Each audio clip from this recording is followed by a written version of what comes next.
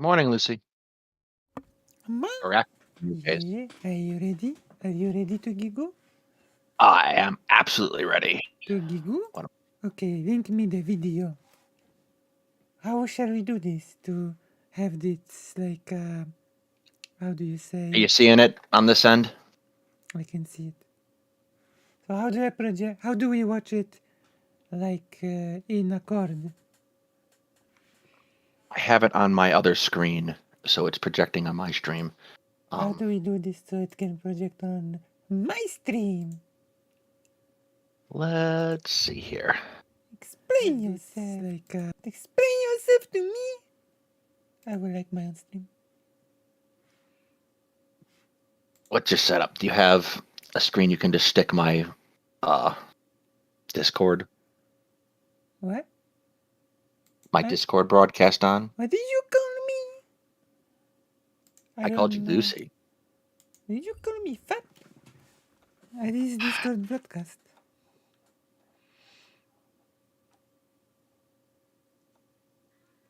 Yeah, so I've got my screen up on Discord. Yeah. Right. So what do I do? If you look at that and project that, you should be able to put the stream up. How do I project it? Whatever OBS is set to. Yeah. Stick this Discord call in your OBS. How? Morning, Pippa. How do you do this? You have two screens, right? Or one screen? Two screens? So you have a display on Discord, right? Or a display on OBS that's projecting one of your screens. Yeah. Just take our Discord call. Yeah. And stick it in there. How? Let me see what's going on. Hang on. Whee! How do I stick? How do I stick it in? Come on. Yeah.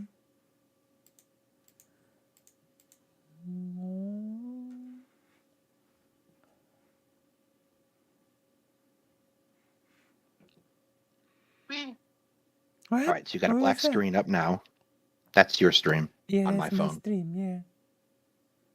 It's me. You have a black screen up right now. Sue, what? Display capture on OBS is the one we want. So okay, display capture. Where is it? Okay, display capture is here. Add source. Yes, add source and project whatever screen you see. Deadalusx talk. Okay, Deadalusx talk. And then for the source, pick whatever screen you're seeing my Discord call stream on. Okay, we have this. Come on. But will there be... There we go. But will we see be the... what you call it? Yep, that's it. Sound. Will there be sound? Actually blasting. Hang on 1 second. Let me turn your volume down a little bit. You hear him? Yeah, I hear it. Okay. Right, volume's normal. Speak again. Okay, how about now? Come on. Turn down just a little bit more. Try one more time. Okay, from the start. We start from the start. Perfect. This is right from where Origin comes in. Origin of language. Come on. If origin of language is the origin of language, then did the originate language? Sorry, you were deep in the red, which means that you were out. Okay, I've got a question for you. OBS. Go ahead. My brother asked me today what I think was the first word ever spoken and how it came to be. What do you think the answer is? Probably saber-toothed tiger. I mean, the first like, don't get eaten by that saber-toothed tiger. The first word, the very first word, what do you think it was?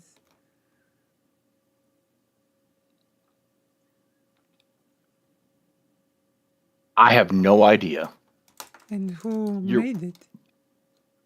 Well, we got to assume it's someone who was trying to eat food or get food or do something. Or maybe it was like one of the theories is that it could have been something like mother. Maybe. See, we're discussing origin of language. These are important questions. I suppose. Yeah. Plus, it's a kind of history, you know? Kind of runs back into archaeology, I would suspect. Yeah, but it's also history. The beginning of time. Fair. Yeah. Oh, wow. Can you make origin of language a little bit louder? Yeah, hang on. How are you? Okay, sorry. No, it's all good. I'm doing all right. How about you? Tired, my eyes hurt, and I want to sleep, but otherwise I'm doing fantastic. Oh my So gosh. what's on your mind? Oh, well, I saw that you were probably watching some of Connor and our conversation about Yeah. the political problems that I see in online discourse and with streaming communities as well. It was pain, so I'm going to ask you just to start from the beginning with me, if that's all right. Oh boy. The beginning of just what I find issues with. Yeah, just wherever you'd like to start the conversation. It's entirely up to you. It's your party. Okay. Well, first of all, I guess what did you Nice. find that was painful? I guess about the conversation. Let's just not talk about the conversation. It was just That would be for the best. I found it viscerally wearisome. And I've as a coping mechanism, I've completely forgotten the details. Oh my gosh. Well, okay. This was 20 minutes ago, by the way. Yeah. In fairness, I think And he was talking he- more about counterpoints than he was about origin. To be fair, he only watched the beginning of it. Yes. I heard it went just worse later. I didn't actually watch the relevant conversation because I this one caused some blood pressure issues. I heard it was like I'm sure more because of Connor than you. There we go. I'm sure. A ringing endorsement. Well, it's just the way that you say that. It just kind of gives me no hint of like what it is that you found egregious or problematic. So, but anyway, I guess the issues I find with online political discourse, especially in like sometimes. Oh, you pause for open a it second. and, Pause well, for a sometimes you second. will, I actually do have some issues with the online political discourse, you know? Well, yeah, absolutely. I think there is a lot of things that can be done better. Like yeah. I think as particularly there is a focus, I think, on people more than issues sometimes. Yeah, I But- think there's more focus on the nebulous content, you know, or making things entertaining content more than it leading to anything. If that makes sense, you know? But like as this discussion shows, if we don't get people watching us, we're not effective. So you got to do a Yeah. ratio. You got to do things that you don't want to do so that you get eyeballs for the things you do want to do. Right, but you need to do the things that you want to do, and you Exactly. should preferably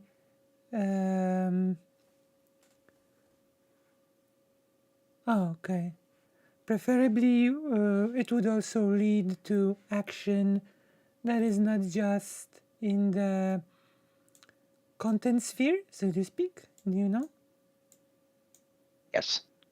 like Some- yeah, You have to talk about actionable things and the real world. Yeah, yes. So like the content in my mind should be a bridge to what can we talk about or do in the that real world. Yeah, affects the world around us. yeah, So, and for example, I'm working on a what if alt is response video right now. So we can talk about good analysis and stochastic terrorism right. in the United And States. those three things don't need to be complicated or complex. They can be easy, actionable steps that people can take in their daily lives, you know? Yes, absolutely. Like learning how to contact someone, or learning how to reach an archive, or learning how to, or just getting to know one another. That's a good actionable step, to make contacts for when you need to suddenly run away from a dangerous situation. You have people you can count on. Yes. Community building is also important. Yeah, exactly. That's basically what I mean. But I kind of prefer that you do the essay style format, like serious addressing of political issues and philosophical issues, than just kind of rummaging through like drama stuff, because I can understand that gets the clicks, and that's what's kind of popular. That's what's more popular in these circles. But I think that's detrimental to Okay. kind of constructing. Is Yeah. Oh, Tarasu just wrote. My problem is not even that Origin refuses to get eyeballs, but that if someone tries to have eyeballs, that should be acceptable. this is a kind of, yeah, he kind of presents a sort of myopic view and this purity test of who should be in the political sphere that we'll see come out as we go on. Right. A positive and hopefully progressive changing of political discourse online, because if you're just going to engage in the petty, very just vitriolic nature that goes on with a lot of these communities and streamers go for, then it's not really adding anything beneficial. And I think essay format's a little bit more productive, because those take time and effort to really put in intelligent and cogent arguments, and that can challenge people to think in different manners than just the typical blood sport stuff. Can you pause? I think, we might as well do some commentary around, not just about the talk, right? Fair enough. Yeah, I personally think that those sort of models sort of can, like how you supplement each other, You can make a nice video essay, and then you can do a live stream that would engage in the subject matter of your essay in a interactive way. You can talk about the subject matter of the essay with your audience, and even expand on the things said in the essay. That's one Yeah, example. I think there's value, is particularly in having an audience and having the kind of interactivity and parasocial relationship that you have with an audience, because you can feed off of each other and you can kind of perform the whole act of Oh, refining your ideas in real time. oh my gosh! Someone go back and get Sunday to turn Origin up. Can we get some context? That would be awesome. Like the stream subscriber, and that's really. But would we want to? Would you like to get some give some context for this On conversation? Sundays. So Yeah. this particular conversation, I believe, was a choose your poison reward for supporting Sunday at a certain Patreon level. And I know Origin has wanted to have this conversation with a number of people. Like he had it with Counterpoints for sure, and he's put it forth a lot of these ideas in voice chat before too. So he's kind of shopping around and refining his concepts for, I think, a larger project, which he'll talk about here. So he's sort of making the rounds and making sounding boards off of various streamers at this point. Right. I think he will be talking to Star Dust. I keep almost saying Starlight. But yeah, Stardust. And this is the kind of discussion that's right up Stardust's alley. Right. Starlight Sally. Okay. I mean, I prefer the essays myself, but I mean, as far as like weighing into debates and things that are taking place, I don't think it's intrinsically just engaging in blood sports. If you see people in the world who are using a real-time format to make bad arguments with that may have pernicious results, either locally to the people involved or more broadly in terms of like our general political or cultural trajectory, I don't see that as being less than the essay format, despite the fact you can reason a bit more like thoroughly and patiently with that. In fact, quite the opposite. I think if the only thing you do is you make essays and you actually fail to engage with like really the more real conversations, because that is more real. Even just at the level of pure efficacy, there's simply more people who engage with that type of material than with the essay form. It seems like you're not really engaging productively in politics. You're just you're eschewing politics. You're not actually engaging with the world at all. You're treating it almost like a hobby. So the other thing I would point out here Mm-hmm. is that the medium is not really the problem. Yeah, Like I if you agree. go back and you look through history, you look like newspapers, particularly at various times, especially at times of high conflict or drama in the past, you find newspapers that are they're very simple in their message, and they're very oftentimes supporting the state, and they're not necessarily uh, Oh, by the way, they're not necess- can you turn up their video a bit more, if that's possible? Because they are apparently quieter than us. Let me see here.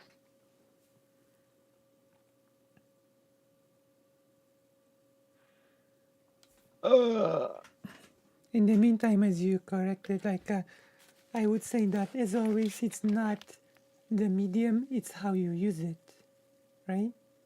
Right. So like there is a degree to which I don't think there's this perception that people get that we somehow have lowered our discourse, and that just doesn't really track. That doesn't really track with what's historically happened. Come here. Good puppy. I know you want cuddles. All right, I have this up as high as it will go. Mm-hmm. Let me see about Discord volume. Because Discord volume will make us you louder as well. Yeah. And the thing was that the video is quieter than, right? Okay, you need to get down and lay down. Good boy.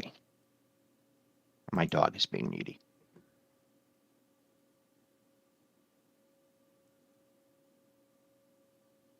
Change window. Stop streaming. I don't want to stop streaming. Yeah.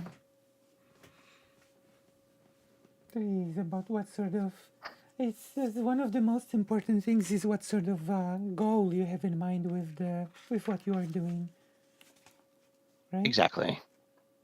What do you hope to achieve with the format that you are using? And then you go from Let's there. try that.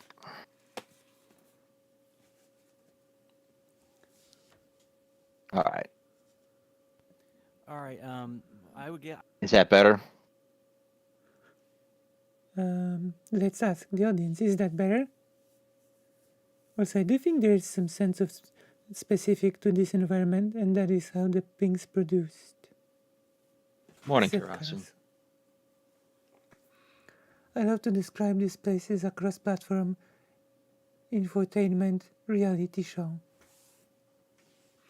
Probably fair. I guess I would ask you, what do you consider to be the real issues that are affecting the world when it comes to politics, as opposed to just the things that you find as a hobby? That's a massive, massive question. I guess in a very general sense, real politics versus just the hobby. I'm not necessarily sure I would draw such a sharp distinction, but I would characterize dismissively activity that deliberately sort of eschews engagement with broader discourse about like real problems that are actually really affecting people as treating it as essentially like a hobby. Thanks, Cal. You're more concerned with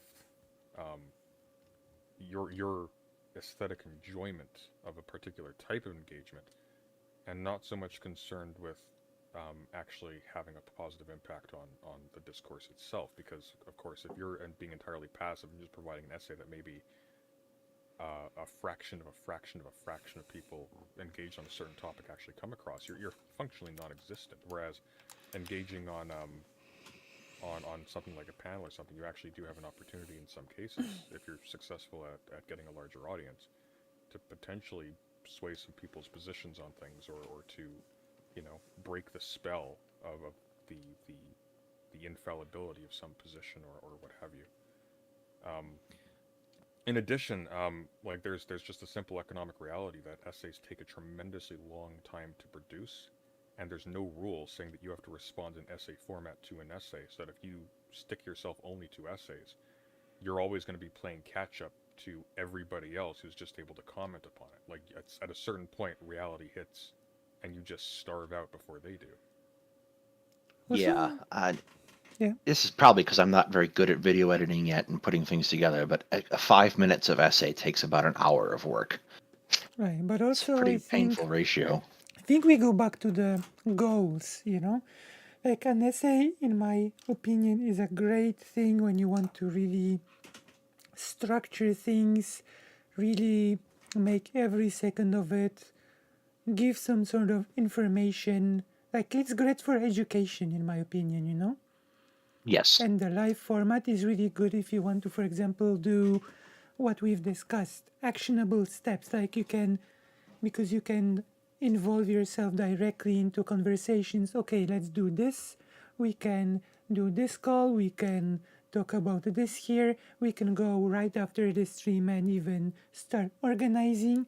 There's an direct involvement that you can do in real time when it comes to actionable steps that you want to take part outside of the virtual sphere. Right. And getting people together is a good way to find those. Like your plan to put a panel together Yeah. is a good way to find those people. Yeah, and you can even do things like Carasso mentions here, there's less direct access to journalists, reporters going out and collect information. The content creator has to do most of the jobs, and there's this interesting thing that you can almost become like the journalist that is more accessible to people.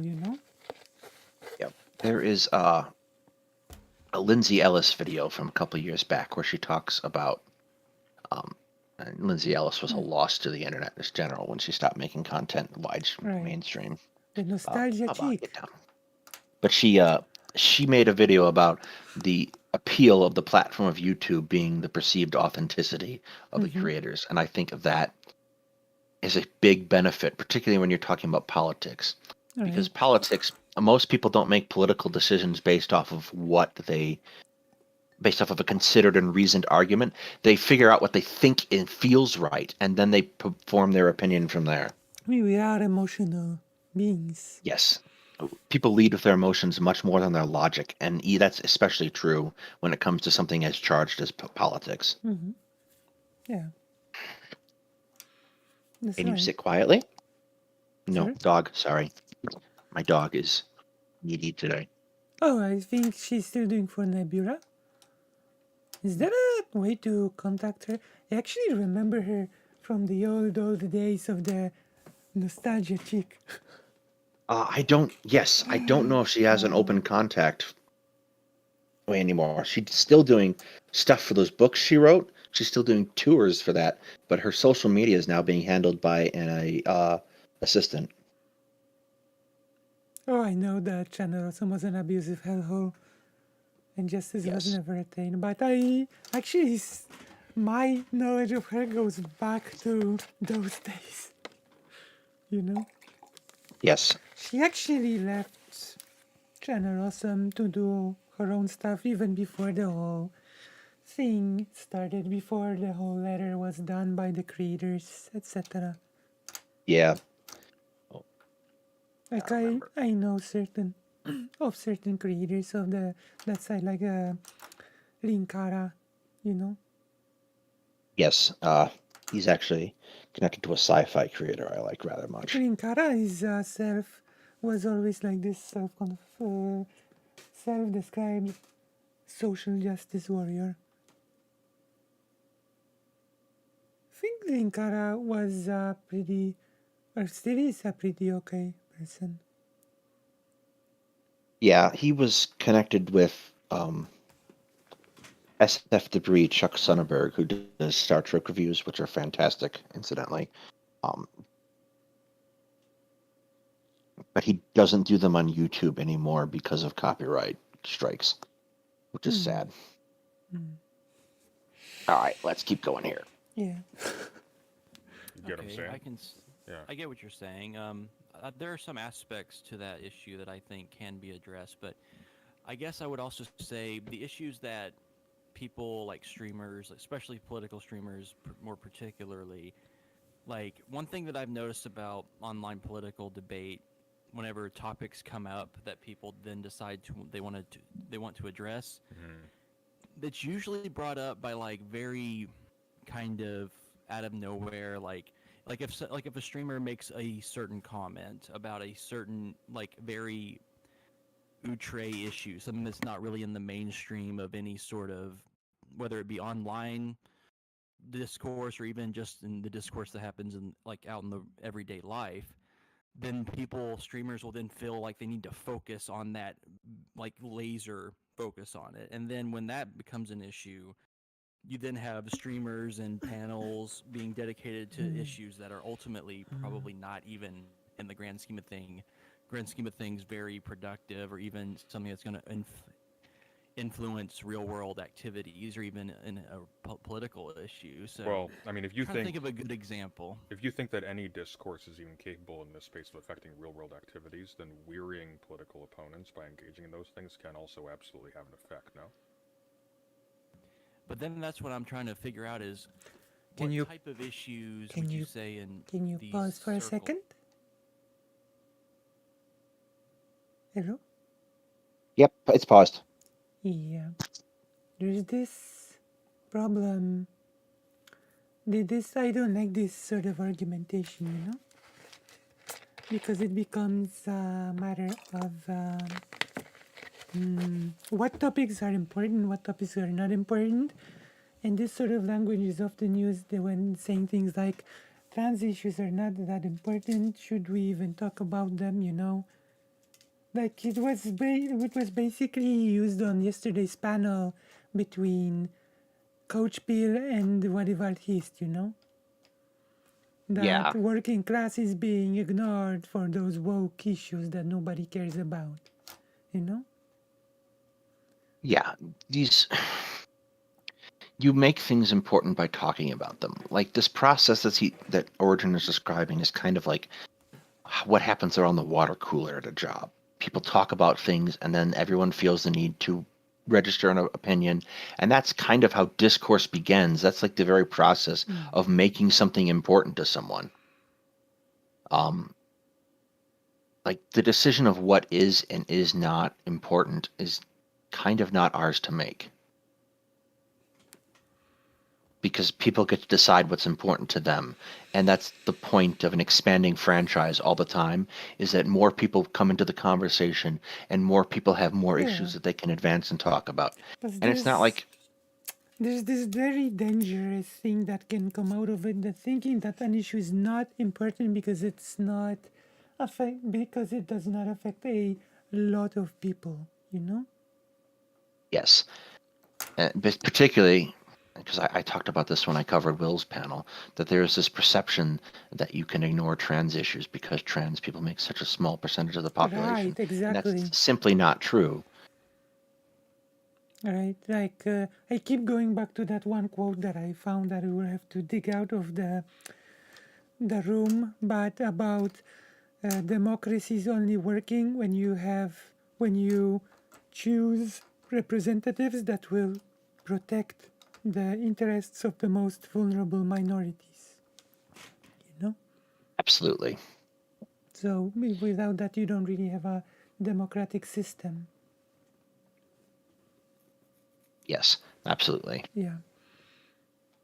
And we're gonna with this. Like it definitely thing. Yeah.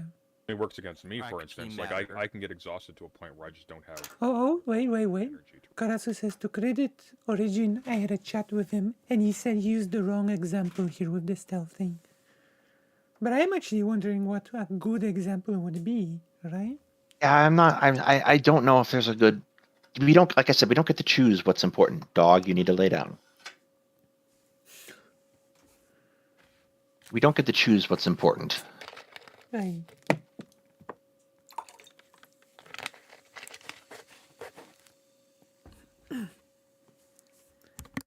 apply to a thing. That's happened to me before. Oh, I know, but I'm trying to figure out like how do you distinguish a topic or issue that's brought up in these circles that's either a worth time to actually dissect to see if it's some grander issue that can actually infect not just online circles but actually in the real world, as opposed to just the online petty drama stuff. Like what calculus do you normally go through to kind of distinguish, okay, this is worth my time to possibly address, maybe this isn't something that should be addressed? Like, how do you go about that? I think calling it a calculus is probably giving it too much credit. Generally, what I'll do is I'll see if a lot of people are talking about a thing. I'll try to gauge whether or not I can meaningfully engage on it, or if I'm going to be like forcing myself to pretend to be interested in such a way as it'll undermine the quality of whatever I'm doing, or it'll just be forced and artificial. Then I make a judgment call. Like, is this going to be a thing that will, Yes. is it something that I can... This is a good, actually, this is a good point that maybe the question is not if the topic is worth talking about, but more if you have anything to add or contribute to it by talking about it yourself. Yes, that's kind of the standard I use. Is, do I have something to say on this topic before I dive into it? Like, is this something I understand or I can get perspective on? Right, or can learn about even by going into it. Right, okay. genuine way, or at the very least, like, render some kind of useful commentary on to somebody, or even just to myself. That provides clarity. Because one of the things I try to do is I try to fold in my study of like stuff that goes on with this, so I can maximize my output and also benefit intellectually myself in the process of streaming. Or at the very least, like, keep track of the lay of the land. Second, it'll be something like, is there any kind of practical benefit in engaging on this issue itself, or conversely, is there a reason why, like a practical reason from the angle of self-preservation, or just from like an economic standpoint, can I afford to devote time to this? Is there a reason to avoid it on those grounds, or a reason to pursue it on those grounds? Like, if there's as much as I hate it, the fact of the matter is, if Destiny and Haas from Infrared, who are both incredibly vacuous people, have a big debate, I scoop up an audience by covering it. And so even if, like, it's dubious whether or not there's going to be anything interesting there, I can use that as a means to draw an audience for the stuff that I think is actually interesting later on, and that's largely been my strategy. I use drama to attract attention, or I use like salient stuff that I'm not necessarily interested in to draw attention, and then I use that attention then to create more visibility for the stuff that I find more interesting. There are so many different, like, really talented video essayists who don't play that game, and credit to them if they can survive not doing so, but as a result of that, nobody ever sees their work, and they spend as much time, if not more, in it than I do. Yeah, I think that's an important point, because it's not about the viability of the channel monetarily, at least in my mind. It's whether you're doing anything and getting people to look at things. Mm-hmm. So, like, covering that Lyra versus Laserpig versus Destiny discussion, I didn't even finish it. I got irritated halfway through and cut out. But it's been the most viewed video on this channel so far. Right. My most viewed video that is not... Actually, my most viewed video...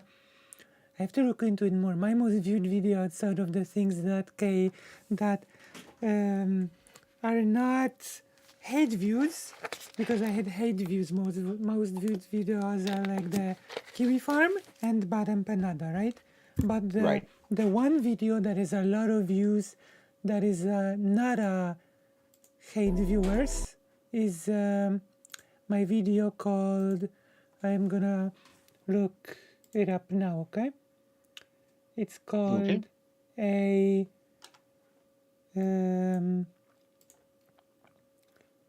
let me see. Oh my gosh.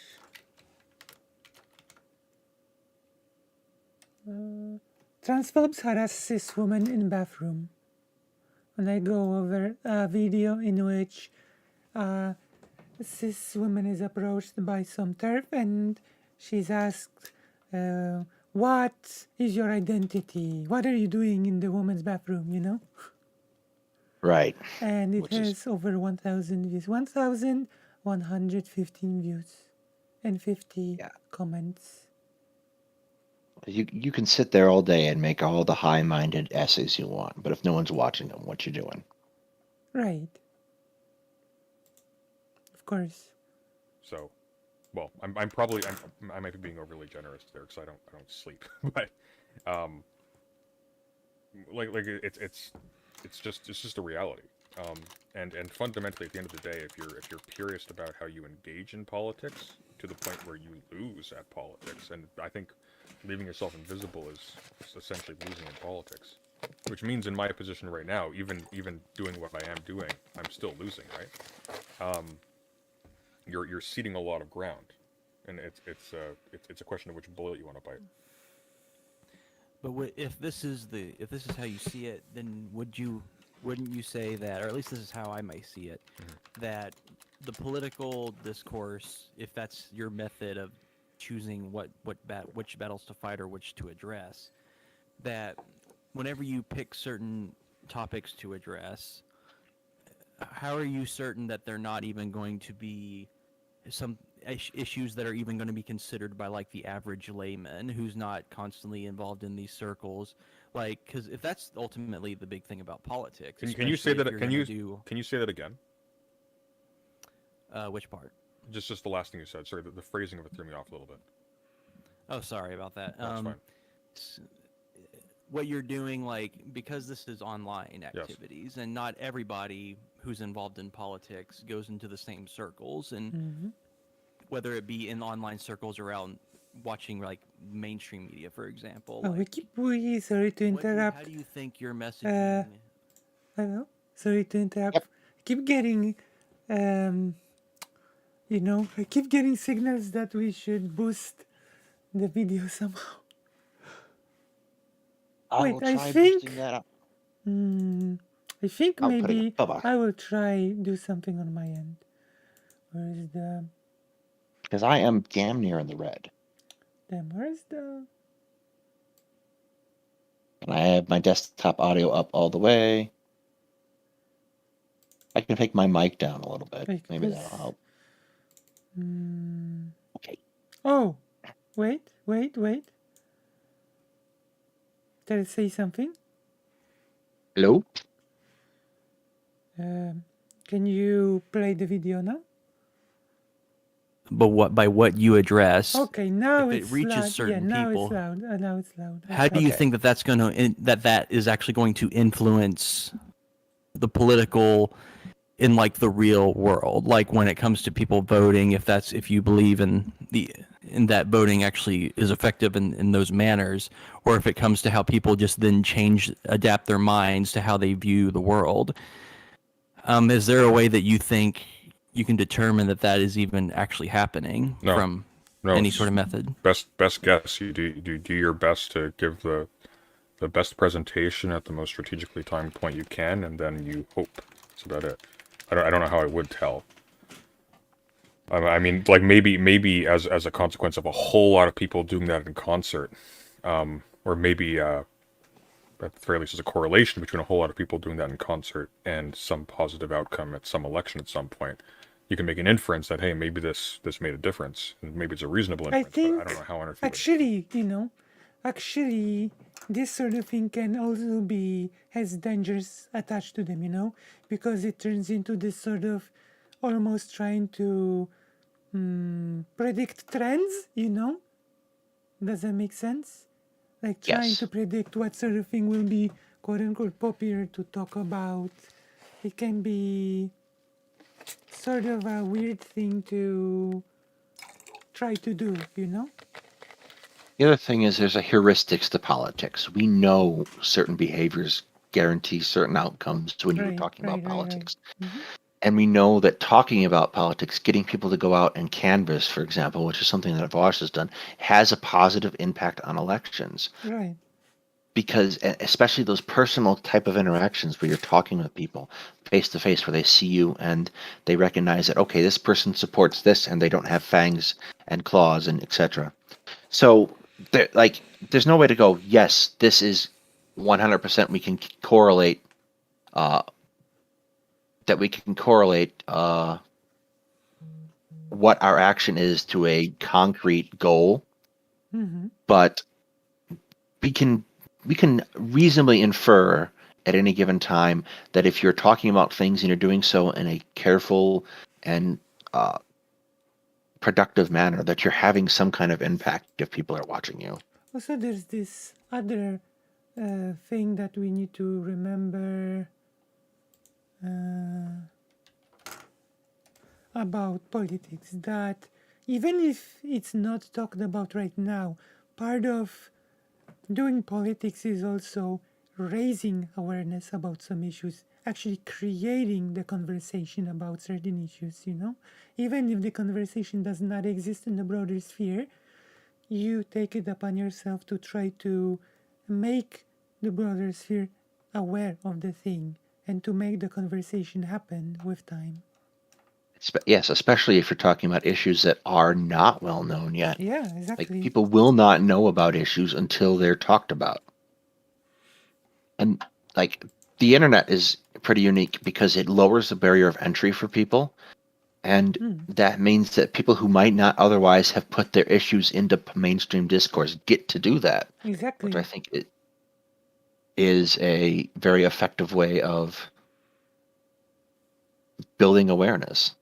Yeah, and I think they can translate into the more mainstream. So this becomes this strange talk of what if you can predict what is being talked about right now, and is this, if the thing is not talked about right now, does it automatically mean that it's not worthy trying to create conversation about? Right. And there's a danger, I think, in limiting yourself to navel gazing.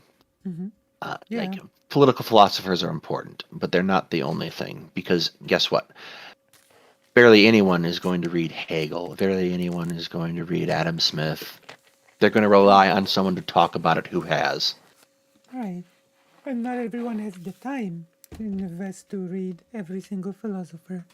And that's part of the reason that academics is about specialization. Yeah, exactly. You cover a thing and you do a thing so that other people can come to you and rely on your expertise. Yeah. That's correct. You would determine that for sure.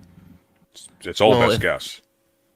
Okay, if that's the case, wouldn't you say that maybe it's a little bit even more difficult to even fathom how it's going to influence the for a good word I'm going to use right now, like the political aura of the country, or even its citizens in a progression of changing the political dialectic or of some kind, that ultimately what you Word is zeitgeist. Right. Spirit of the times, what people are thinking about. Yeah.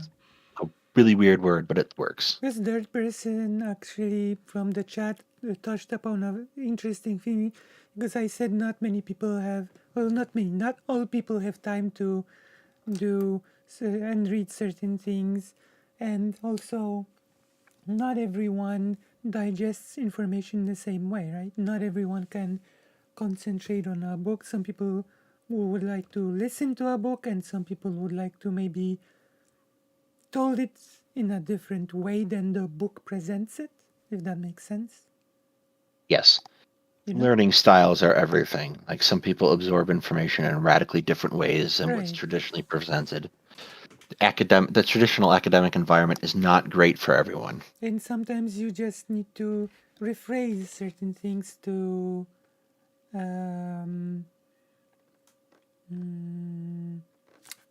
get the point across better to someone. Yeah, and that's the other advantage to having a large number of people talking about things, is they'll all come at it from different angles, so you have a choice of who presents information in a way you can best absorb. Right. you're addressing may not even reach. And I'm not even just saying just you. Let's also speak for in like the minds of like Destiny's followers or Vosh's or any other political streamer. Yeah. That's me. I'm a political If we can't really streamer. decipher that in any sort of meaningful real world application, then ultimately It's me. is all of this for naught to some extent. No, we just don't know. Now, I think what that would be a counter to is the idea that, like, when streamers try to use sort of some kind of realpolitik language to justify, for example, like, um, irresponsible platforming or something like that, that would be a counter to that. Like, you have no idea what the long-term effects of this are, and so if the only thing that people can determine with any confidence is that there's a significant risk of some toxic actor getting some kind of momentum from this, to simply say like, well, I'm growing my channel so I can have a bigger impact later on. You're I'm not entirely certain anyone's really in a position to justify like a move in that way. But I don't think we have any real way to know in terms of people doing their actual best, while keeping themselves to some kind of standards, if that has an effect or not. Like, how would you gauge that? It is an interesting and very. It is very. It's a hard issue to address. I would And probably say I'm generally because, pretty pessimistic as a rule. Um, but I would be very surprised if it doesn't have any impact anywhere, or any positive impact anywhere. That seems to me to be kind of unlikely, especially oh, with of course, how many people like engage on these issues, and how, like, your particular understanding of an issue, your particular solution to a problem or commentary and thing, that might not have direct wide uptake, but you might influence someone to adjust just a little bit who actually does have uptake, and farther down the line that might make a difference. Now, God only knows if that's a positive difference or not. But I mean, of course, that's I think there is a a top point, people. just based. But that's actually true, not just for discourse. That's true for many things in real life as well. You decide to do something, you take action, and then, like, and then you don't know what the effect in the real world will be 100%, right? Right. You can just do your best. Like, I bet that there were many true believers during the Russian Revolution that didn't think that things would just turn out the way they did, right? And yet they did their best to fight for their beliefs. Yeah, there is a perception that, especially, it's not really modern, but kind of a perception that we have to be able to quantify things, and that just doesn't always work. Like, you're not going to necessarily be able to measure your impact in votes or measure your impact in sales, or like, you don't know what ripples your actions are going to have. Yeah. Um, you're making a heroic effort at making a better case, Cal. You don't know what your impact your actions are going to have, but you have to. Do your best. That doesn't mean don't act. That means That means you have to be comfortable with the concept of not knowing. Yeah. Like, you cannot just do your best and learn from what along the way, right? Right. From your And mistakes. you absolutely are going to make missteps. Yeah. And anyone is. It's just a question of, can you summon the emotional maturity to learn from those? Yeah. Yeah. And that's one of those places I think that sometimes online discourse can get a little rough. And that's not just political discourse, any kind of online discourse, is that a lot of people are not necessarily willing to admit that they made a mistake. Right. And this This is where, gets, like, Charlie Price said, people should take lessons from T.J. Kirk, the amazing atheist. I would agree. yes. And I think we as viewers and consumers of online content can do more to create a space that gives creators the opportunity to feel that they can learn and grow. Right. Yeah. So that kind of gets back into the discussion between Aiko and President Sunday and Brooks from a couple weeks back. How Brooks was going into it, if one side gives people the space to make mistakes and grow and accepts them, and the other side doesn't, you start to create that problem that pushes people over to the right. Right. Yeah. At least, even if one side only pretends to give the space in a way. If that makes Exactly. sense. Yes, there's a certain lack of genuineness on the right that I think a lot of people don't necessarily recognize. Right, yeah. Because if, like, I don't think the right genuinely accepts people like Buckangel or Blair White, you know? Right. So there's But if this, that's the only space they have to go to, that's where they're going to go. then, yeah, sort of, yeah. Well, Cal, that's kind of what I was driving at earlier. Is there is always going to be a degree of must be entertaining to get people's eyeballs on it, and that's been consistent throughout history, regardless of whether the medium is online or not. Right, and also Charlie Price adds to the TJ Kirk point. Don't assume you don't have the ability to influence. You can make splashes that can help or hinder causes you advocate for. TJ's video talks about it in his video anti-SGWs and how he helped to create it and came to realization his action had consequences that he could not see. Yeah, Right. right. I remember. Based on reasoning that I can observe from when I engage with people online versus when I'm out and about out in the real world. I do think how we interact with each other online versus in the real world, there is a very strange like line between how we choose to behave. Like in out when we're out and about, like going to the store or working a job, we have to act in a very professional, very civil manner. But whenever we're online, everything comes off. We I don't Actually, think I necessarily agree with this yeah, anymore. I was about to say that I'm not sure I agree with this. I think that for example, a person that tends to be goofy, you know that I tend to be goofy and silly, you know? No, you? Yeah, yeah. Even me. But I think there is like online people overestimate the level of in which you can just treat things unseriously and not be as professional as you should. I think this does apply to content creation online, and you can be sure that when I have like even now I'm acting less silly than usually, when the time will come for a serious conversation, I will be serious, and I think it's Right. just a thing that will happen because we want to have serious conversations. We um, care about it, you know. Right. Well, the other Yeah. thing I'd point out is that I'm in my mid 30s. So I have lived through a fairly significant portion of the internet as a cultural touchstone. Right. The degree to which you are anonymous online is significantly less than when we started.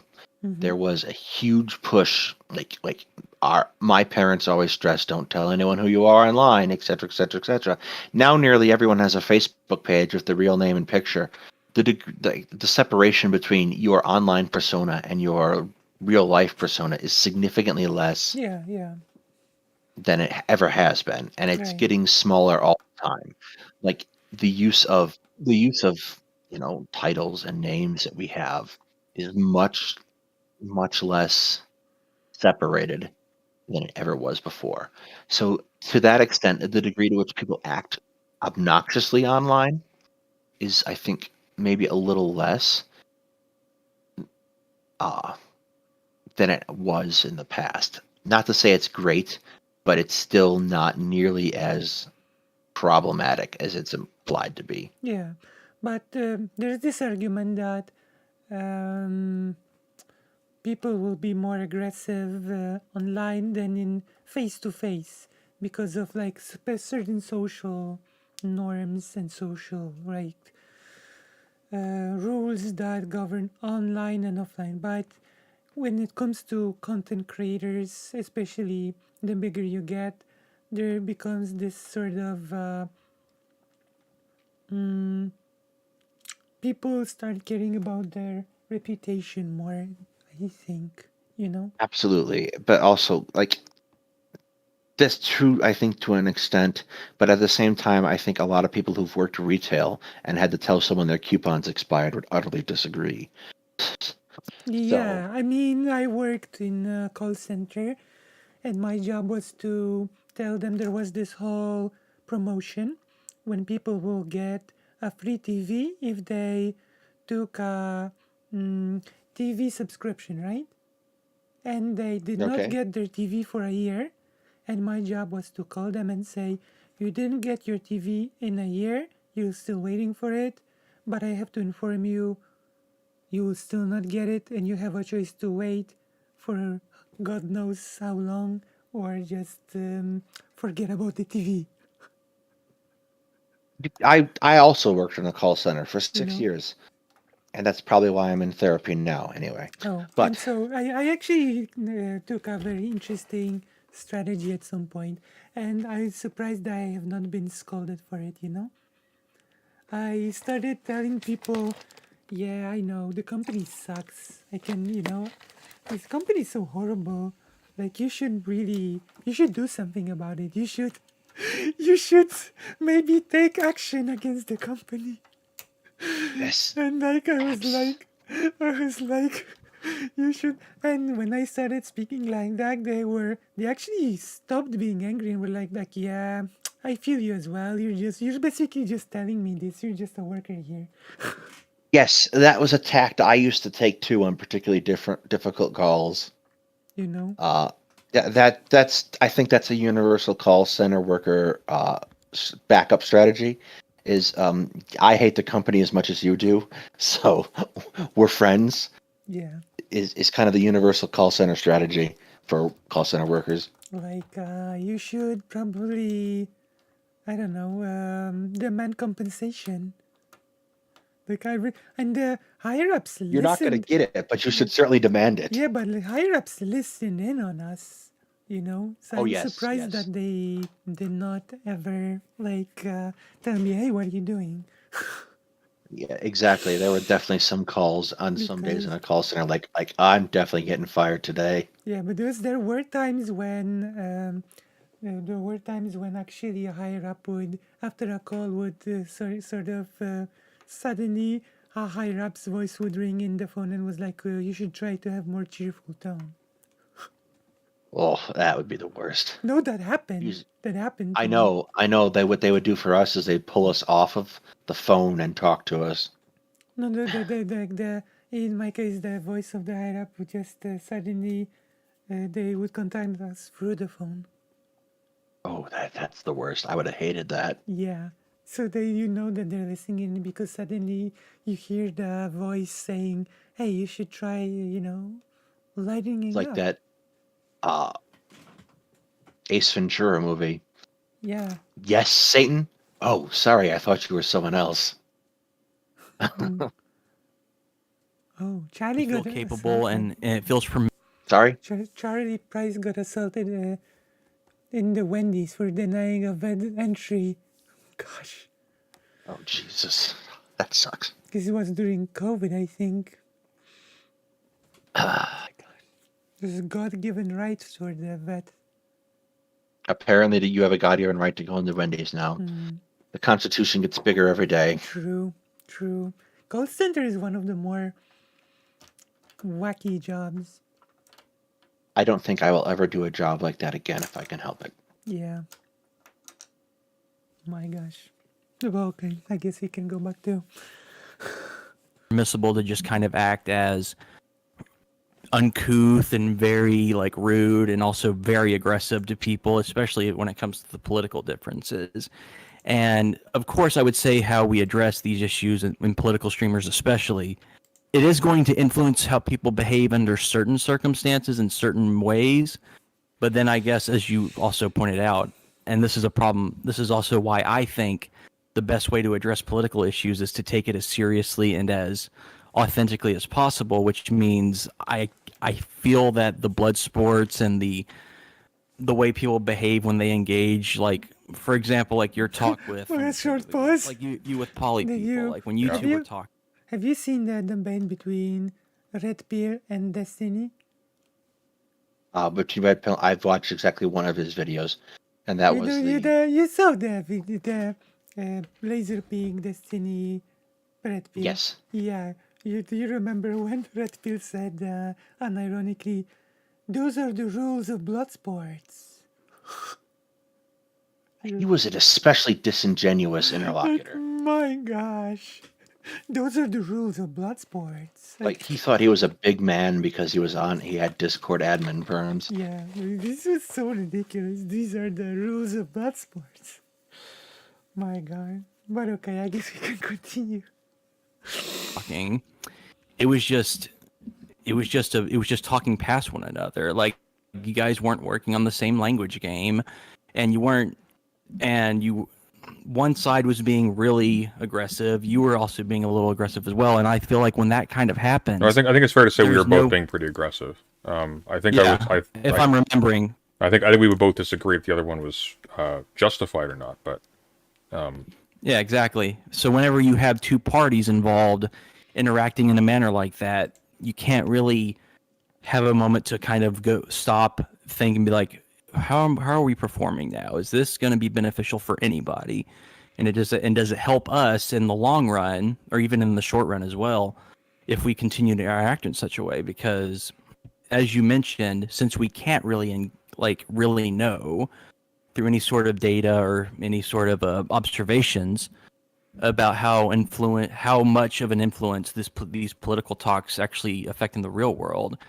With that being the case, that's why I think the best way to go about these things, if we are going to engage in political talks online, is to be as beneficial to each other, try to engage as much as we can to want to understand one another and to be calm, collective, because I don't think we're ever going to be engaging or even influencing or even building up a future, because we're going to be influencing the government and taking part of the government, because the baby boomers and the older generations aren't going to be here forever. why? So we're going to be inheriting them. Yeah, if I may, why do you suppose people don't engage like that already? Of course, there pause maybe. I think there's like the problem, like this is the best possible scenario, right? But there is a problem with this. The problem is like that we are human, like when you, for example, discuss things with a person that tells you that you're not human and that you should not exist, then it's not so easy to be calm and collected and think every step of the way, how will this benefit everybody long term, right? Well, there's also a certain level you can't necessarily talk with someone who doesn't want you to exist. Like there's no discussion that can be had there. Yeah. Like we're not going to settle down and calmly talk about whether or not trans people can exist, because they should, and it's a given. And if someone wants to have that discussion, I'm not sure that you can have a good faith talk with them. But by the same token, I think we overestimate how vitriolic things can be sometimes. Like all the time you get chats that are perfectly between two people who are perfectly calm and reasoned and willing and having those kinds of discussions. I think there's a mistake in assuming that you are the only one to be having those discussions at any given time, or that you're the only one who has come to this revelation type thing. Yeah, exactly.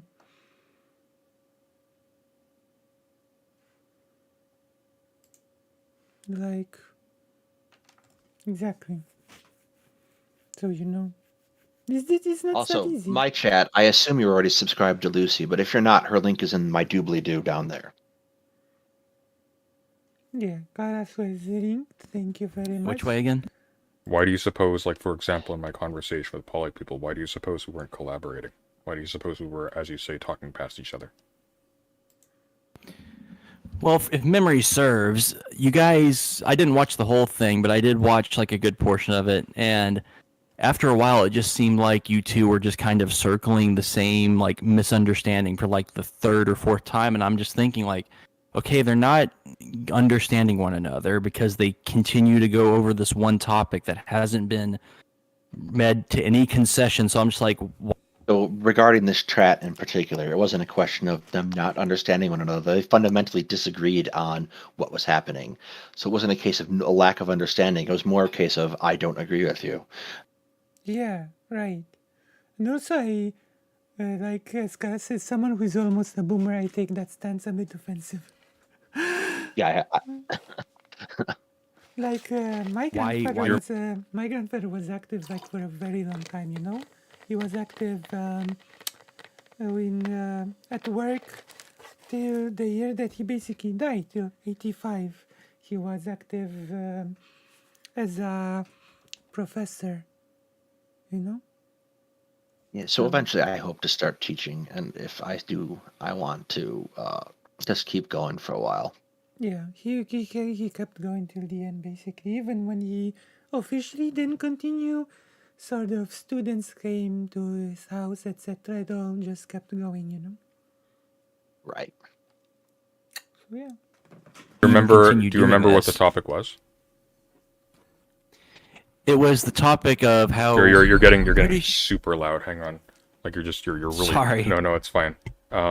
Just maybe get a little bit farther from your mic, possibly. Stop shouting, Oh, how Origin! about now? You can come a little bit closer. How about now? It's much better. Sorry, it's just you were at a point where it was I don't know what the term is. It was peaking. Oh yeah, the topic. I remember the topic now. Was when she commented on one of your videos, and I can't remember exactly what she phrased, but it was like implied a threat or something. Like that's how you interpreted it, at least. I think. Am I correct there? No.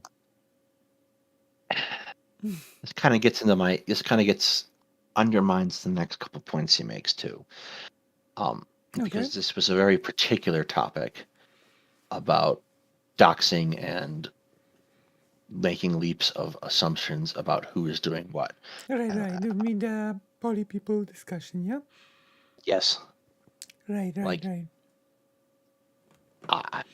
The problem, you have to be conversant in what you're looking at before you start. Yeah.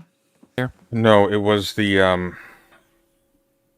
It had to do with the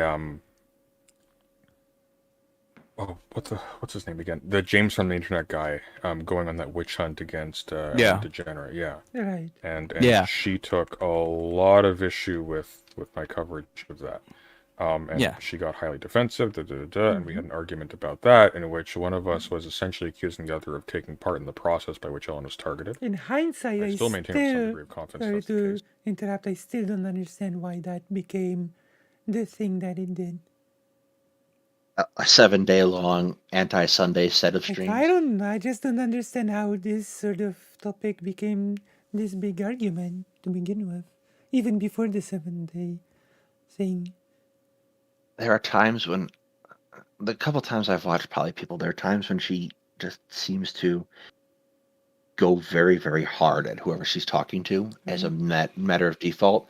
And I can get why a person from a marginalized community is like that. It happens a lot when I used to work in a call center.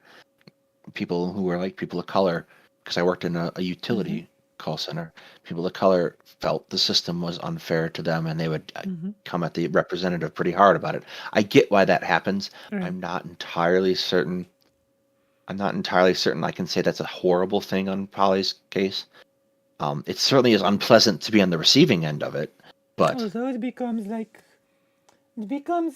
sort of indefensible in certain occasions. Like, look at the poly people Kefal's talk quote like slash debate, you know? yeah, that was kind of became painful. It just Like there's becomes indefensible in this case, you know? and like it just seems to be a lack of a moderated kind of approach, because like there are cases like both of Polly's discussions with Will, she was probably warranted in getting that upset because Will Right. is obnoxious. I'm not sure with Keffels that the same can be But said. it's like really weird that poly people was much more charitable, calm, and nice towards loner bucks than towards Kefals, you know? Yes. This is like strange to me, at least. Yeah, super anti-love and solidarity. We should more love and solidarity. You know? It's true. Hugs for everyone. Yeah, like you should be more like Lucia there. Neither here nor there. Yeah. And the other one was That was defending cold for that. coffee. So we're not just people with different points of view failing to communicate. We're people who are at like cross purposes in terms of our end goals. And moreover, there are no brownie points for collaboratively combating each other, right? That's not really how that works. So you need to overcome that, because the fact of the matter is, yeah, sure, at a global level, if we all just work together and try our darndest to understand each other and just pretend, for argument's sake, that all of us just have the best intentions at heart, we don't. Then sure, world will be a better place. But if people don't do that, well, then you've got a bit of a problem, because now everybody who chooses on principle to be a goody two shoes, they're giving a more honest and in the end productive approach the disadvantage, because unfortunately there's no participation trophies. Whoever wins right?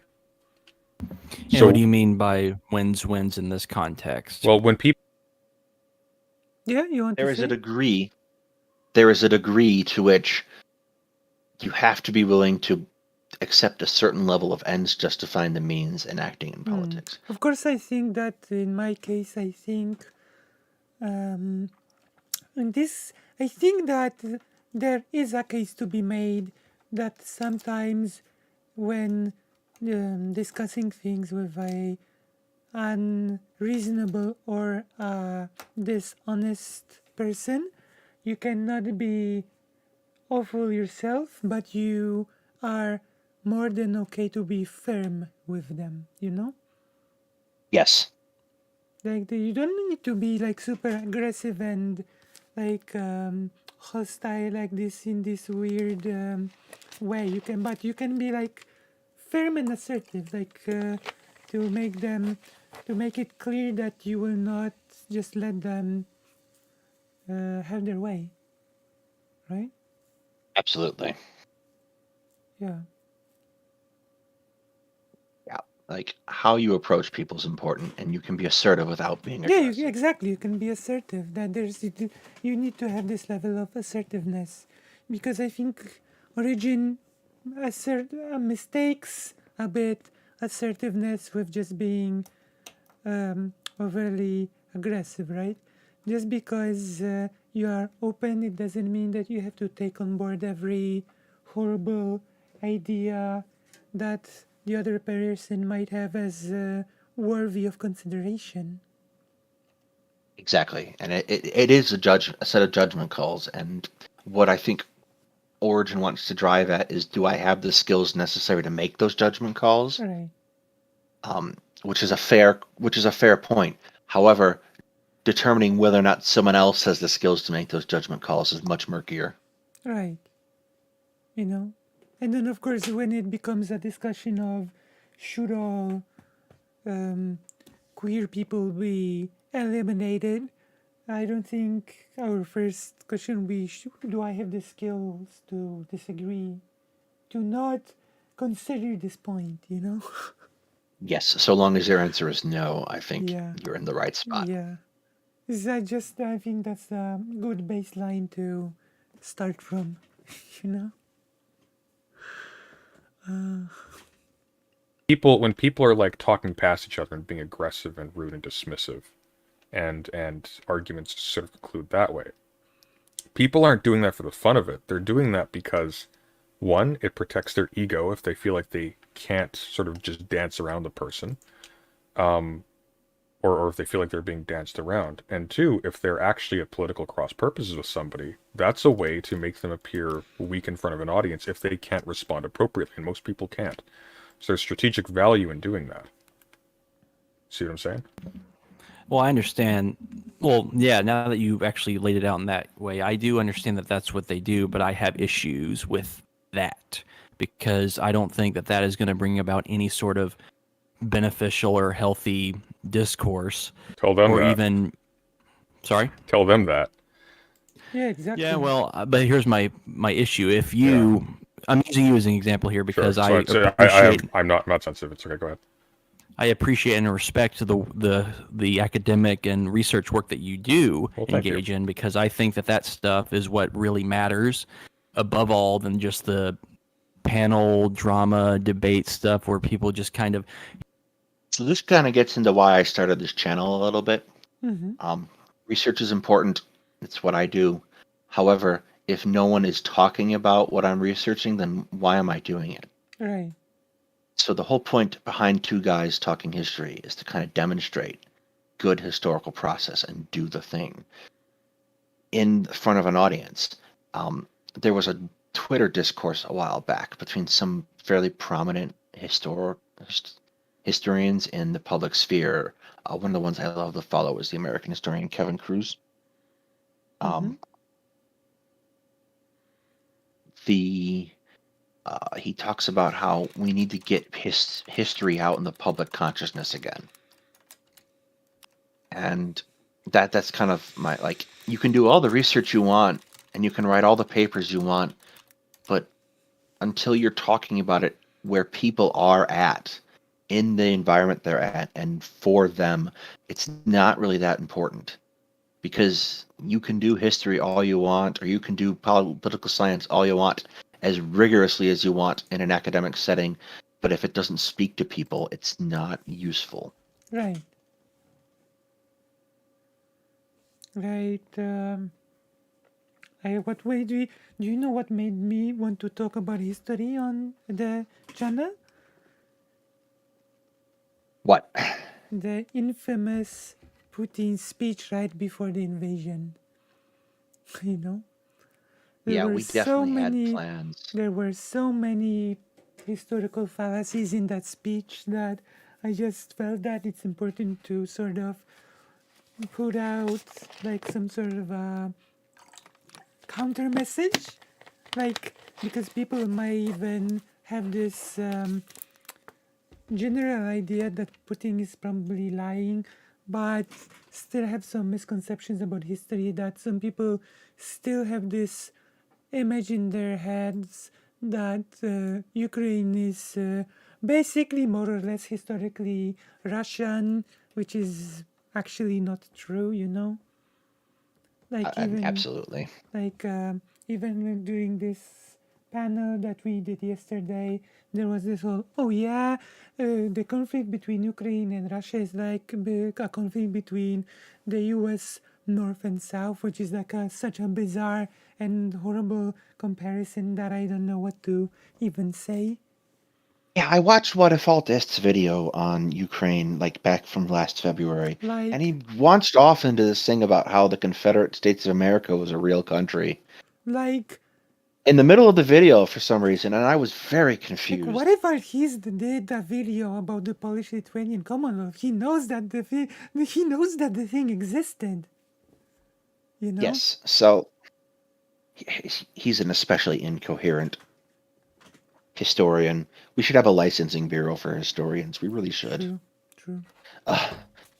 But yeah, Ukraine has obviously been at the center of us too, because Hetman, the other historian I'm working with, specializes in Ukrainian history, and he was in Ukraine in January, a little bit of February too, prior to the invasion.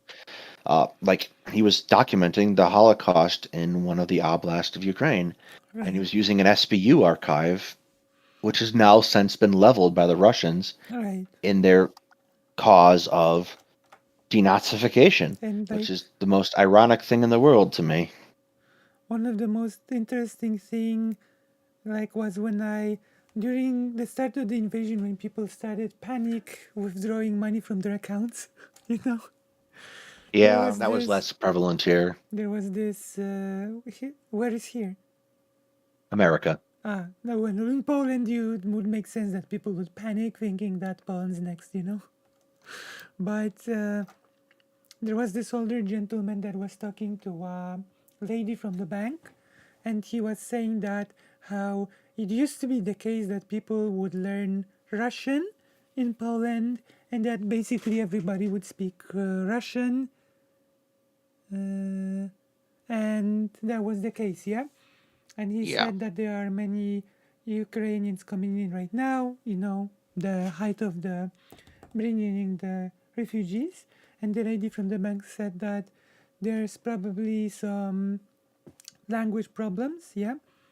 And he said that, well, not really. This like Ukrainian is actually, because he said he speaks Russian and Polish, right?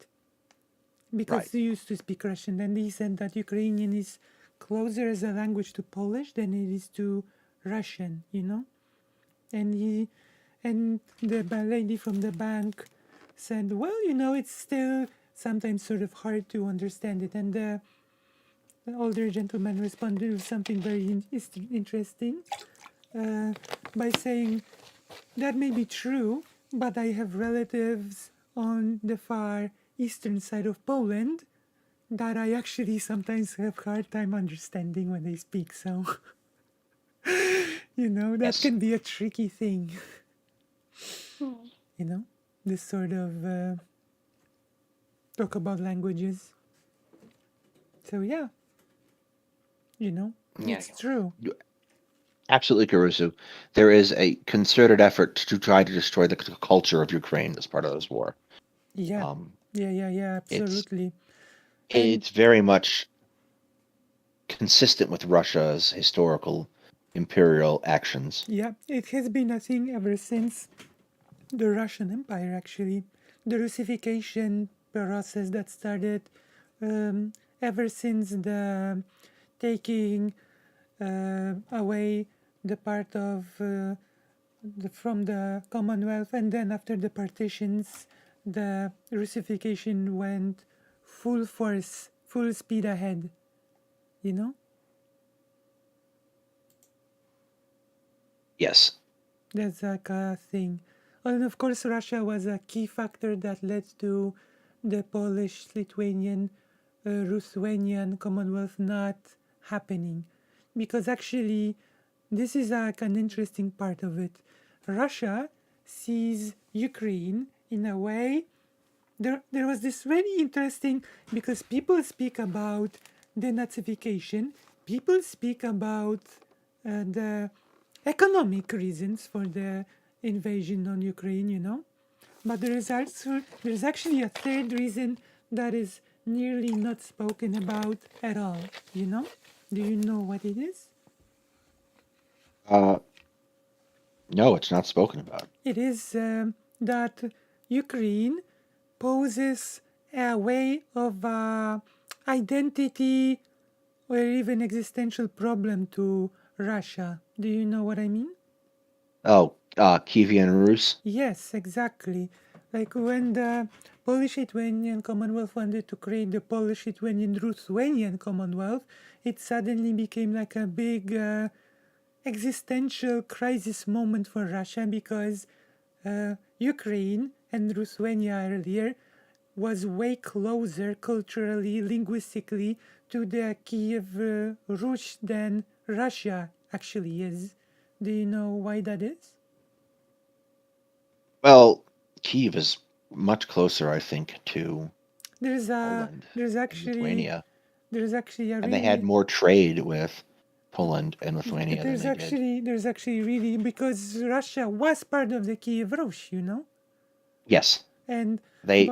but there's like the very important factor historically, which is Ukraine, what is now Ukraine, Ukrainian part of the Kiev Rus became part of the wider Commonwealth, and the Yes. wider Commonwealth had the policy, because of the nobles that wanted the golden freedom, etc., of not interfering in local cultures.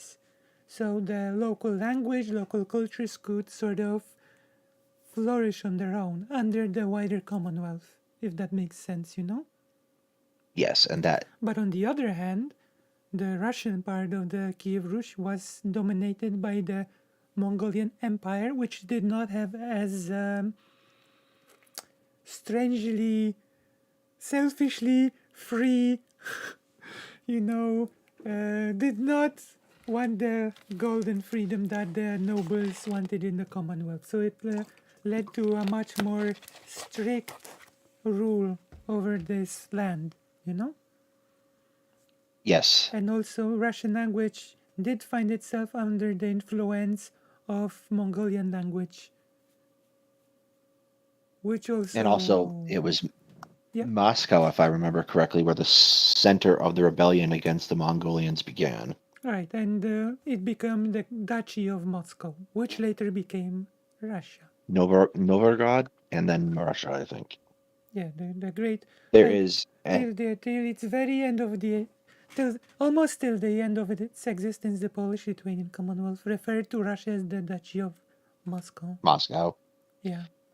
That probably didn't make him and of happy. course and of course even after the Polish-Lithuanian Commonwealth started existing, there's this phrase that till very recently was used to refer to Russians, the Moskals, you know, the people Yeah. from Moscow, the Moskals, you know.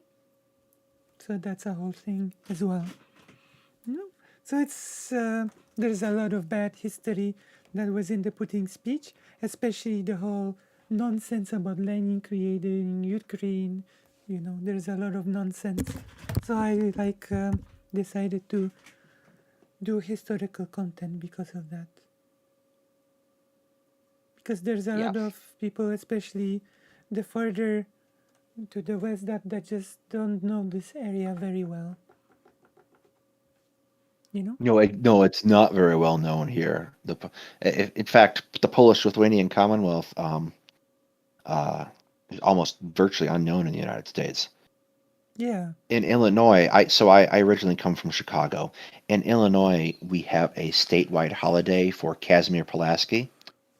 He was a Płapski, yeah, Polish-Lithuanian he was general who came over and fought in our cavalry in the Revolutionary he War. basically was one of the creators of the cavalry. Yes, he created the American cavalry in the Revolutionary War. Uh, because Chicago has such a huge Polish population, we Right. celebrate it as a holiday. And I swear to God, every year when the holiday came around, everyone would ask me, "So who is this Pulaski guy?" Yeah. From the Polish-Lithuanian Commonwealth. As is Tadeusz Yes. Kościuszko. Okay, you have you need to two- get down and be good. Yeah, I have two trivias for you about Płapski. Is one, okay? Okay? Płapski was actually intersex. Really, I did not know that. Yeah, like a bone structure of a woman. Him and von Steuben are very much celebrated figures in a United States Army culture. This is great. This is amazing that one of the people that sort of like Płapski received like this honorary citizenship, etc. So it's like Yes. sort of great that this one of people that helped found the country was intersex. This is just perfect, you know? In my Yes. opinion. Pulaski and von Steuben. The von Steuben came up with the first American drill manual for the infantry So in this the is Revolutionary like this is perfect for all those right wingers that celebrate and cultivate the people that the founding fathers, etc. You know. Yes. And the second person, Tadeusz Kościuszko, you know about him? No. He also went to fight in the Revolutionary War after the Commonwealth fell, and there was this whole controversy about the Black Lives Matter protesters toppling his statue and writing on it, you know? Oh, okay. And there were great articles saying that not only would Tadeusz Kościuszko not care, but he would march with the Black Lives Matter protesters, because when he was leaving the US, he left a will. And in the will, he wrote to sell his estate, to free the slaves, and to use the money from the sold estate to give them education. You know? Yeah.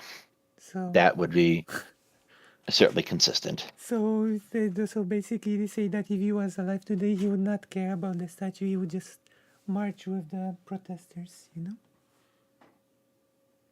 So, yeah. Yeah. There was a certain amount for some people of situating themselves with the prevailing culture of the time, which encouraged slavery, and then they dumped them afterwards, or freed them afterwards, which is a thing that probably deserves more discussion. Yeah, because like many people from the Commonwealth, sort of felt like this feeling of wanting freedom, you know.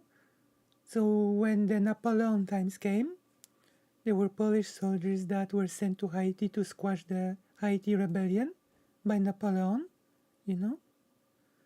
You know about this Yes. story? Yes. Yeah, and they switched sides and fought together with the rebellion against Napoleon's soldiers. And Yeah, then, Napoleon had a rough time making friends. yeah, and then the Polish soldiers that helped Haiti stayed and were given the legal status of noir, so they were legally black people in Haiti.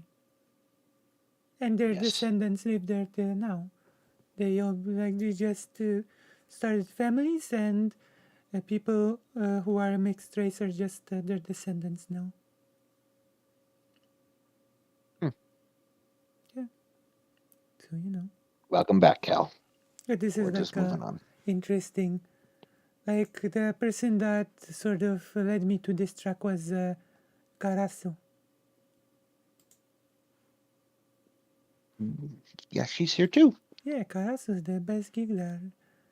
Official anthropologist of the pond. It's true. Just like Charlie is the official historian of the pond. And Karas is the official anthropologist. Yeah, it's true. Yeah, there is a very interesting relationship between anthropology and history. Yeah. It's like the duck and the pond. Here's another example. That's I'll give flattering, a but you're specific- wrong. But continue. About what? I said that's flattering, and I appreciate the notion. I think you're wrong, though. But Wrong about what? Which part? I don't think it's the part that matters. I think like I do it because I think it does matter, and I try to do educational content because that's where I find like a lot of the meaning that for myself. But I don't know if that's like actually the most meaningful thing, like in a broad sense. Well, then I'll give an example then, because this was something I was going to mention earlier. Like, when I mentioned earlier in this conversation that sometimes political streamers will then jump onto a topic that was pretty much brought up by like some party that was just kind of like, oh, they just said something apropos of nothing, but then everyone then zeroes in on it, and it becomes a major topic for like weeks on end. Like, you remember when I mentioned that? Yes.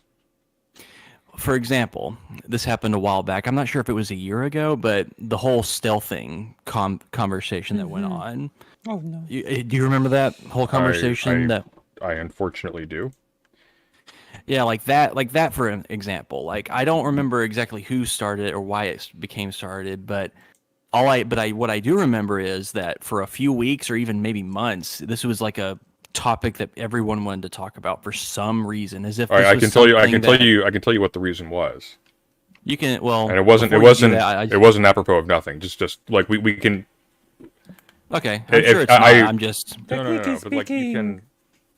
Technically speaking, Stephen kickstarted the whole discussion. Wasn't this a Destiny yeah, discussion type thing? There was Destiny basically. And if I remember correctly, Mr. Girl was involved somehow. Like Destiny victim blaming a person, describing her experience that if a girl cannot, handle herself during a situation like this, then she should just not be having sex. With a victim blaming type of situation. And it is important because people like, people finding themselves in compromising situations and freezing, during those sort of things, sexual. So this is not like a trivial matter. As Karas is saying, this is important. This is an important conversation. Yes. And I am glad eventually Regine agreed with that. This is a conversation about domestic violence against women. Yeah, exactly. More to the point, there is no real separation between politics and other things. Like politics and the political underpins everything we do. Actually, I will even go one step further, that it's super important because in places like Poland, the government actively wants to, if it already, I will have to look if it actually did it, withdrew from the whole law that protected women against abuse, Yes, the European Union. we have a very hard time in the United States voting those packages up So for that like domestic violence prevention. because the government decided we don't really need this European Union law that protects women from abuse. We have our own law that works perfectly well, to which people, rightfully so, asked all around in the private media, because the public media is like a tube for the government. Then if you think if everything's okay, then why would you want to withdraw from the law that only exists to protect people from abuse? Yes. There is a weird dichotomy, I think, that people have with the European Union, particularly because these laws. Poland's position with the European Union lately has bothered me. Yeah, it is pretty bad.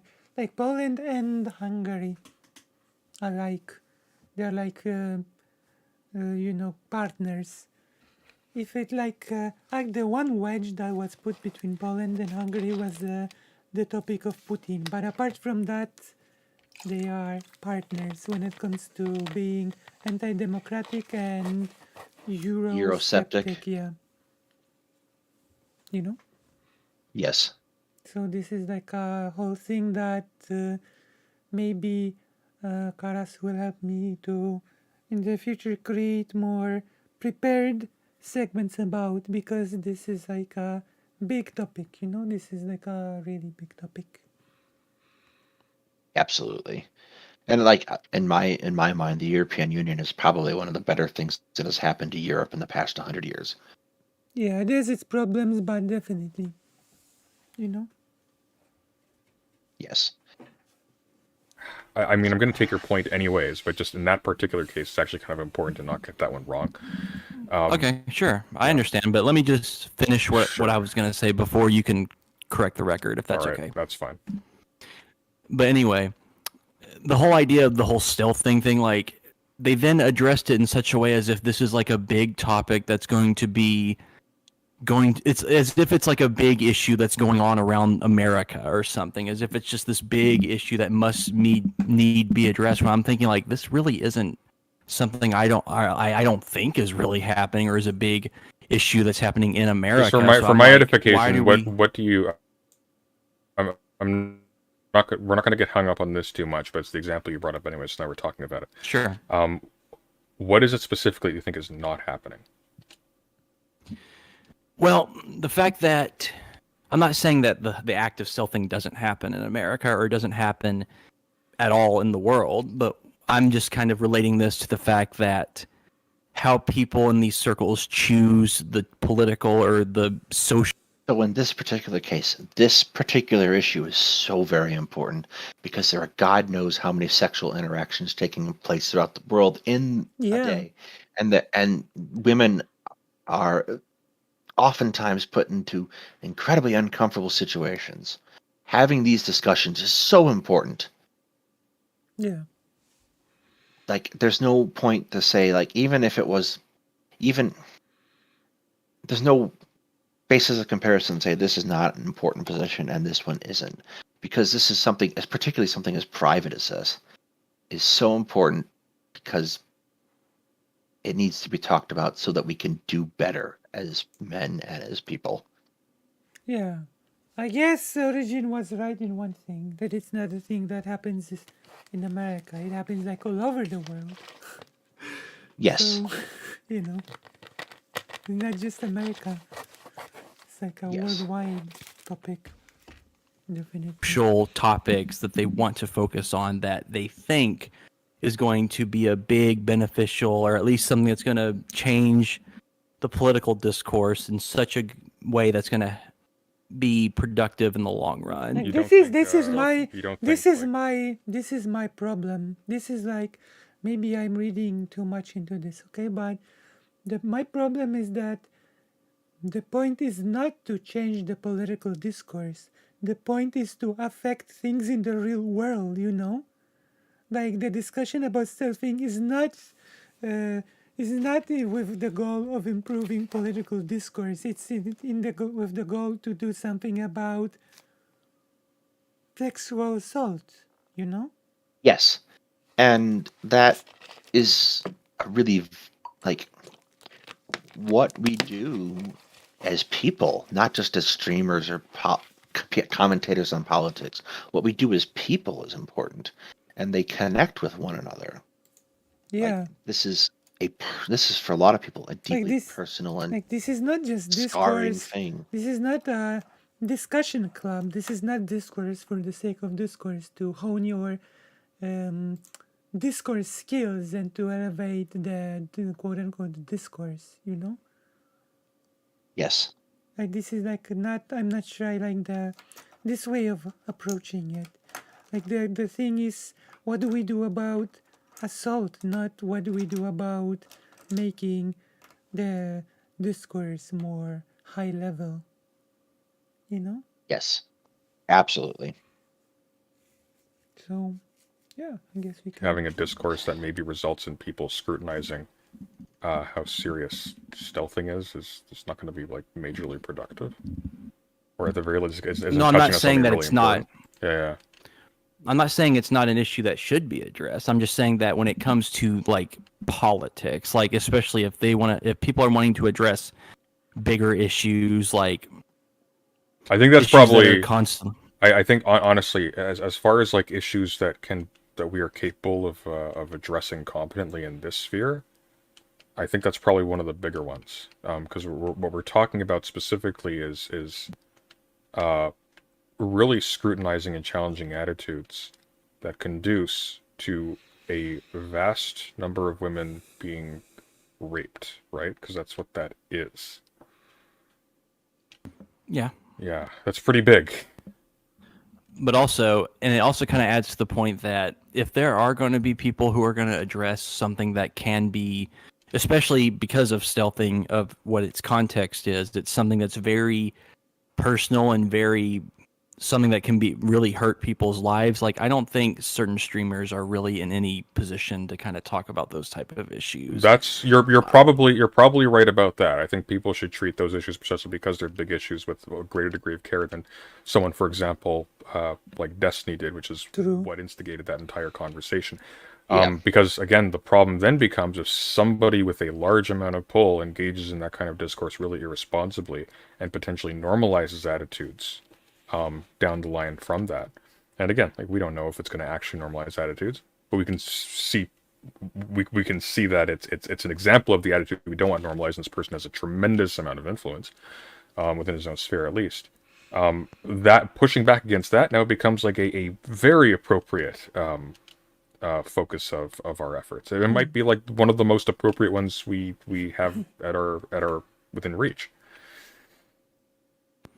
Sure, if it's but that also gets back to the point we were talking about earlier. It's like, how do we know certain topics that we choose to address are even going to get out there to such an extent that's going to actually reach a wider audience that isn't just people who are already very invested in these online circles to begin with, as opposed to actually reaching people. Yeah, exactly. So that's one of the reasons why I picked this specific example, because I never hear of like an epidemic or anything of stealthing happening in like mainstream media. That's because we don't really talk about the violence against women. Yeah, exactly. Like this is what I've been talking about, that we sometimes see certain issues and we want to bring attention to them. Like creating awareness is a part of political advocacy, of political action, right? Yes. Like that is the point, to create the conversation. If it's not, sometimes when there is no mainstream or bigger talk about something, it doesn't mean that it's not important, but it can talk to certain even silencing of the issue. Right. Like, Okay. yeah. Or even in like Okay, well, talks. maybe drawing attention to that, because rest assured, there quite likely is one. That might itself be a reason to start engaging in that discourse, proactively. Sure, and if someone is going to address that issue, I think there has to be some method of figuring out who is in a right position, or who's actually maybe not right, maybe right position, not the right wording or phrasing, but people who we can tell just based on their past history of like what they engage in and how they address topics, or people are more likely appropriate to address those things. As I just mentioned, and you agreed that it's probably not the best person. Like Destiny's probably not the best person to engage in something like that, or Sneeko, or just people like that. You know what I'm getting at. Probably a safe bet. But then if you're so you're talking about like we need a way to select the people who are appropriate for the job. What do you mean? Yeah, there's like certain topics and certain like philosophical issues or political issues.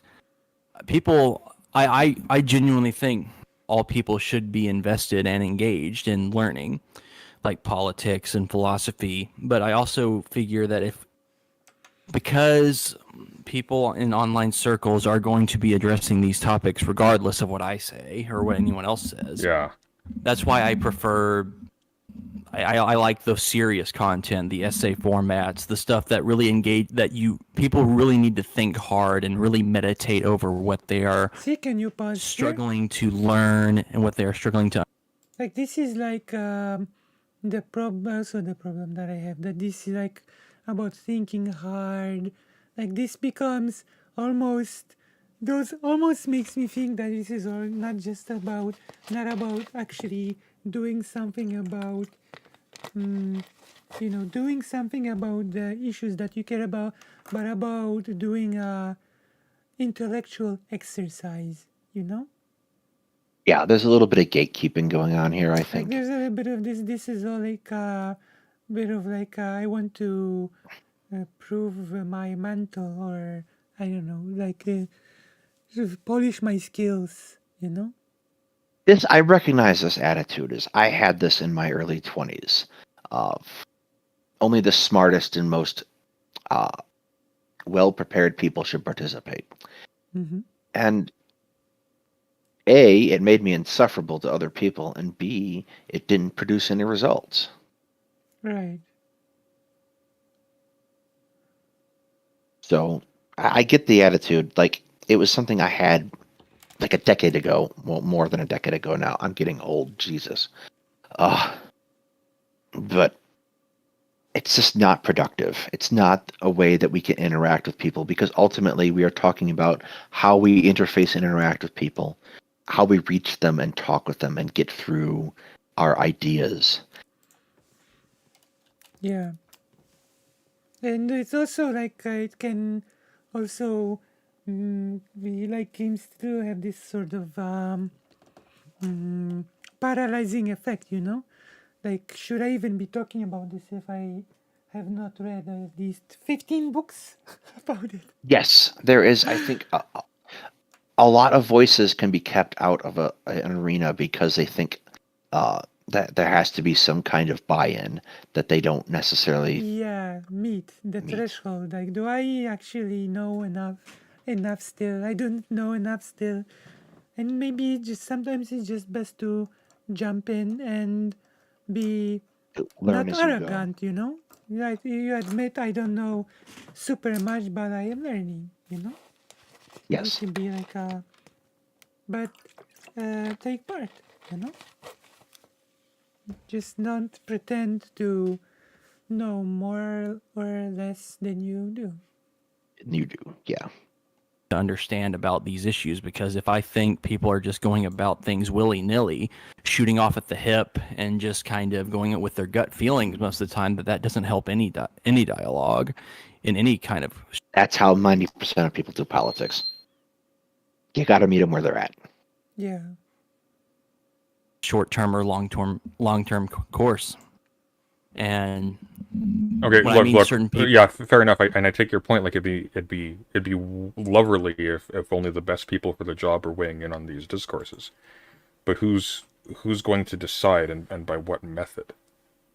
Because oh, I don't presumably think. the purpose of choosing would be just that. It'd be to choose so that you don't have. So here's how we decide. Once a year, all the political streamers meet up in the Colosseum in Rome, and we all get swords, and the last 10 standing are the ones who get to talk for the rest of the year. Yeah, or you just create an exam. That would work too.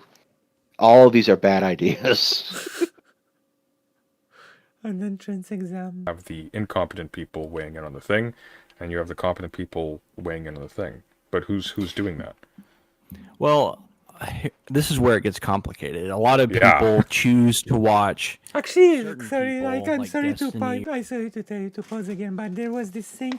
For me, it's really baffling, but I know it's reality. Like I'm not sure, like the aforementioned TJ Kirk didn't go through this on stream. Like that there used to be a super racist literacy test for black people that to take before voting or something like that to be Yes. allowed to vote. As part of And- Jim Crow. And this like literacy test actually had nothing to do with literacy. It was totally nonsensical. It was really horrible. Like I No, think- it was an impossible to pass test. yeah, like the Amazing Atheist, I think, went through the test on stream, and it was a baffling test, really baffling test. You know, Yes. really horrible. There were different tests for different states, and this was very Yeah, widespread this across is the just South. so mind-boggling that people would be put through such things. You know, but you know, there's the mind of the bigot at work. Or just the people who don't really do much of anything. It's not really because they. To go a little bit more fundamental about this, a lot of it has to do with the education system because of how poor that is. Like the education system in America, I don't know how it is in Canada. It doesn't really teach students how to be curious or how to think about issues. It's all standardized testing. Like you just need to know what this fact means by itself, and you just need to recite it. It doesn't help growing the upcoming generations to learn how you should think or how you can go about critical thinking. And when you have people like that grow up and start engaging in online spheres, they're more than likely going to follow people. And I don't, choosing is such a hard word because I have such a, when it comes to like the free will determinist thing, I think it's really complicated as to how we choose what we prefer to get engaged with or what we find interesting. So in a way, a lot of it is internal. So it's not something that people are forcing you to listen to. So it all has to do with what you're just naturally interested in. And sometimes that's influenced by your environment and how you grew up in certain areas with certain cultural and societal rules. So it is a very complicated issue. I guarantee. I agree with you there. Mm-hmm. But I think the best way we can help probably lean people into better directions is by being careful in our approaches and trying to be as thoughtful in how we try to address these issues. But that's going to be really difficult. Well, for many you're people. again like you're assuming that everybody's interest is actually in the betterment of all humankind, but I don't see any reason to think that that's the case. You have people who are political agitators and activists and writers and all these sorts of things, and people who are content creators like me, who believe that the world is destined to a short doom and that this is just a waiting room to a future better world, yada yada yada, and so they're willing to cheat and lie and do a whole lot of nasty stuff in order to benefit their political side because they've already justified that to themselves in advance. Those people are not going to be swayed by what you're talking about. There are already like extensive arguments about like we need to improve public education and funnel more money into poor areas. And those debates are had by not just politicians but also content creators and other kinds of pundits. I just don't see how this leads into like any kind of discussion about selecting the competent commentators for like the appropriate issues. All right, I got to take this dog out real quick. Doggy! Come on. Come on, He doggy. is. Giggling. Give me 5 minutes, guys. I'll be right back. 5 minutes? Oh no, giggling. Okay, we will play Go. While this happens, we play Go, okay? Come on. Come on, giggling. Giggling. We have to make it small. We have to make it small in order for you to see it. Giggling. What do you think so far? Are we smashing it? Or are we smashing it like giggling? What do you think about this issue?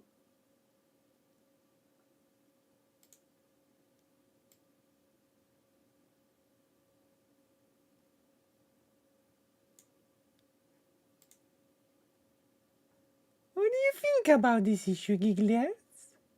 Come on! Do you agree that things are going well? So yeah, I think we are touching upon quite important things. Like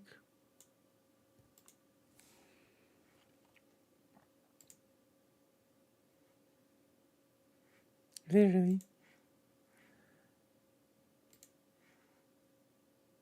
Oh, my avatar. Where is my avatar?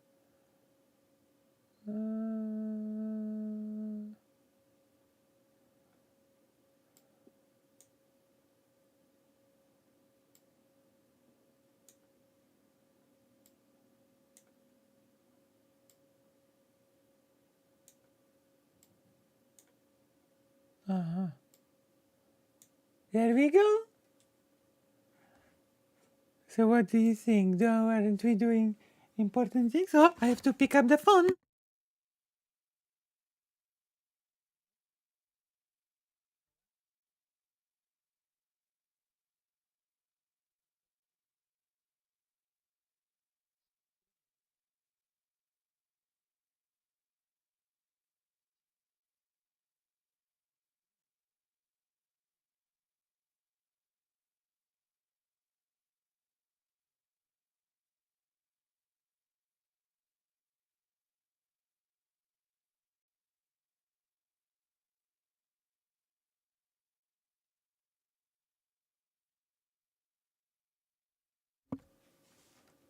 Okay.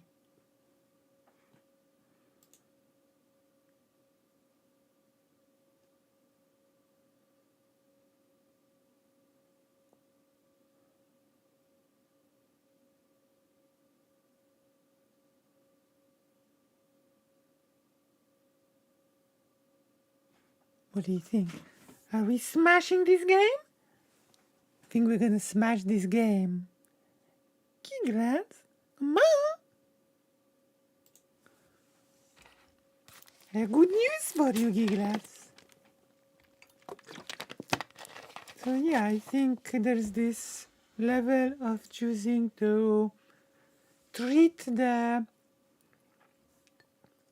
whole conversation like it is like a intellectual exercise rather than a tool to move certain things, certain issues forward, if that makes sense. Which I'm not sure if elevating discourse for elevating discourse's sake is in itself a worthy endeavor. Do you know what I mean? Do you understand my feelings on this matter? Do you understand my feelings? I'm trying to tell you.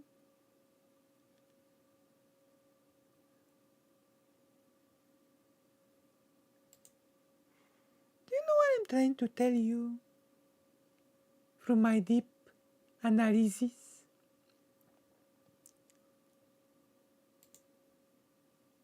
Yeah, it's true. should not just be trying to elevate discourse. We should be trying to get things done. Yeah, exactly. Like, we aren't part of like a discourse club, you know? We don't get grades for great discourse. Our goal is not to create the best discourse in the world. Although maybe I should make a manga about the discourse club and the biggest and the young person that dreams of creating the best discourse in the universe. I'm gonna be the strongest discoursist in the world. And to do so, I joined the school with the strongest discourse club in this district.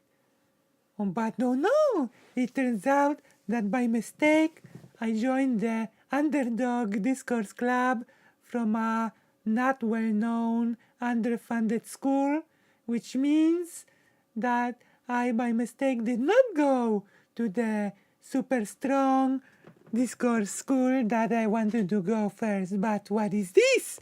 The really strong discourse club is full of really arrogant pricks who are looking down on the discourse club from the underdog school. And so I decided I will help the underdog school and I will create through the effort and through our teamwork, we will create the strongest discourse team that has ever been seen in the history of insert country in which the action will take place.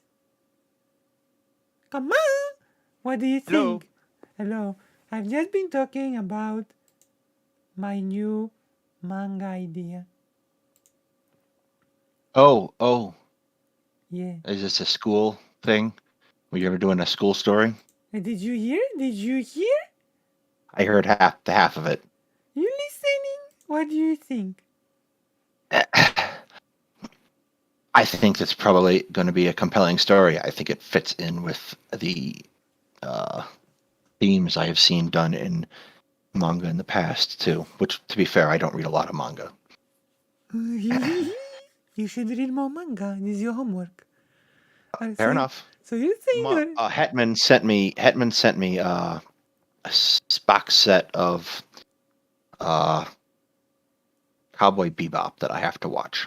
Oh, so you're saying original language is in the better discourse club? Well, you know.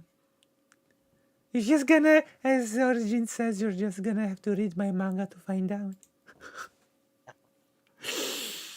We're still left in a situation where it just is the case that people are motivated to weigh into issues, regardless of whether or not they're competent to do so, either for monetary gain or for prestige or just to feel important or whatever. Like,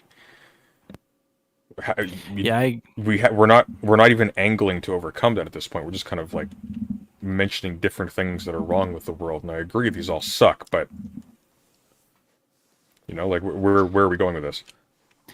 Yeah, I guess in a way it's kind of like it's in a way you kind of hope that people would find interest in areas where they would be more helpful for them and for every other person. But then, of course, with the advent of social media and how Twitter and Discord, for example, and Twitch and YouTube and all these areas, Pause for a they second. incentivize just by how they're formatted and structured to.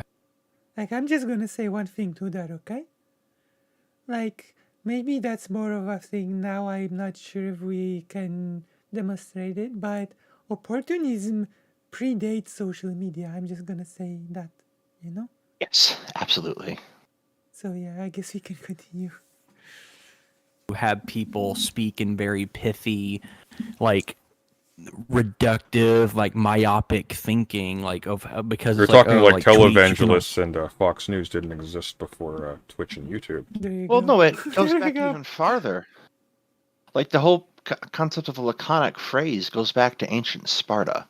Like this pithy, short. Like, yeah, of course, opportunism is not some brand new, more trendy invention. Yeah, no, it's really old. Like, you know. When there's ducks, there's water. Or where there's water, there's ducks, I think, is the... No, ducks ducks were there first. Don't you understand me? Fair enough. Yeah. This is nothing Well, I new. know, The only thing that YouTube and Twitch have facilitated is sort of democratizing of exactly that. If anything, the quality of discourse is often much higher, even frankly in these garbage panels, because there's less corporate restriction on what people say, and people aren't restrained by the interests of whatever thing is giving them the privilege of occupying a very high paid public facing position. So like someone like Tucker But Carlson. even with that, Yeah, go on. but even with that, I think that also is a detriment in some ways, because when you have pretty much anybody, like any person with any sort of like, it can be someone from like really good, like very like well thought out, meditated thoughts and ideas on very serious topics, to just literally someone who just goes in there just to be a troll and just shit post and just be the most obnoxious like person to ever be around, because it's so vast and it's so endless when these sort of spaces, that it honestly becomes overwhelming and just kind of extremely difficult for anyone to really Well, that will engage in be anything that's going to be. that will be the case either way. The only difference is that you have an almost certain guarantee that prior to like the expansion of social media and things like that, so that people like me who can just spend a couple $100 on a webcam and a microphone can start weighing in. The only difference is that it would only be rich people who would be doing that before. That's basically Well, of it. course. Rich people and party representatives and media figures. There's no... Yeah, but This isn't a detriment. This is just the nature of the beast, because we don't live in Plato's Republic where philosopher kings are deciding who gets to speak and who doesn't. Absolutely knew Plato's Republic was going to come up here, and Yeah. that is a thick book. Plato's Republic? Is it but as thick the- as Count Monte Cristo? No, I don't think it's quite that bad. There is, however, there's something that Origin gets at here that I kind of think through this concept is he's looking for the person who understands Plato's allegory of the cave, and he's looking for the person who understands that the images on the walls are just shadows. Mm-hmm.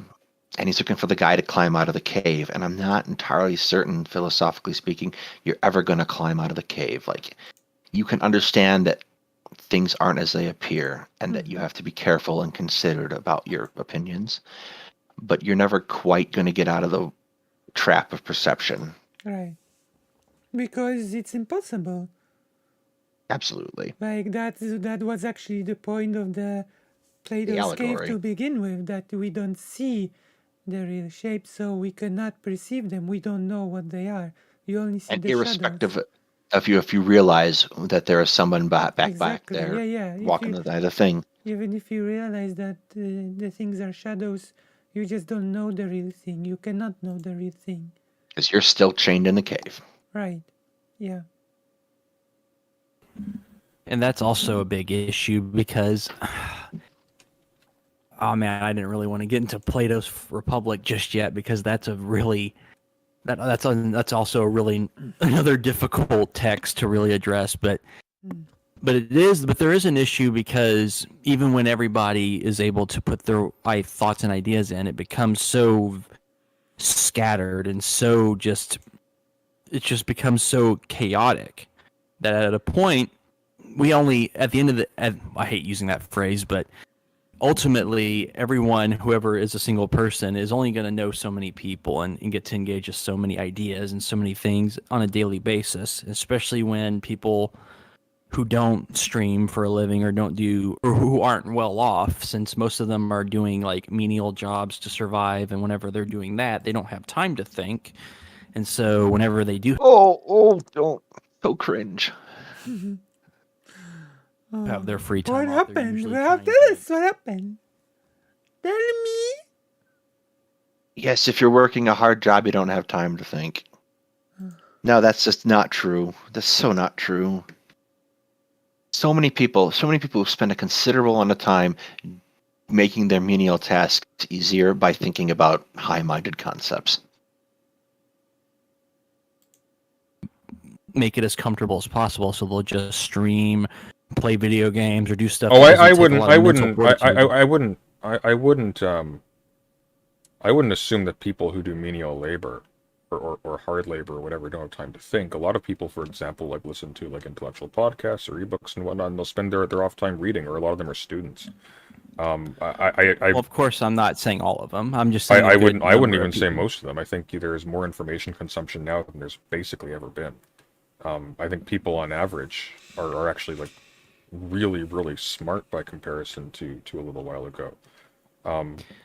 So, insofar as this can be measured, it's very true that people are, on average, more intelligent now than they have been at any point in human history.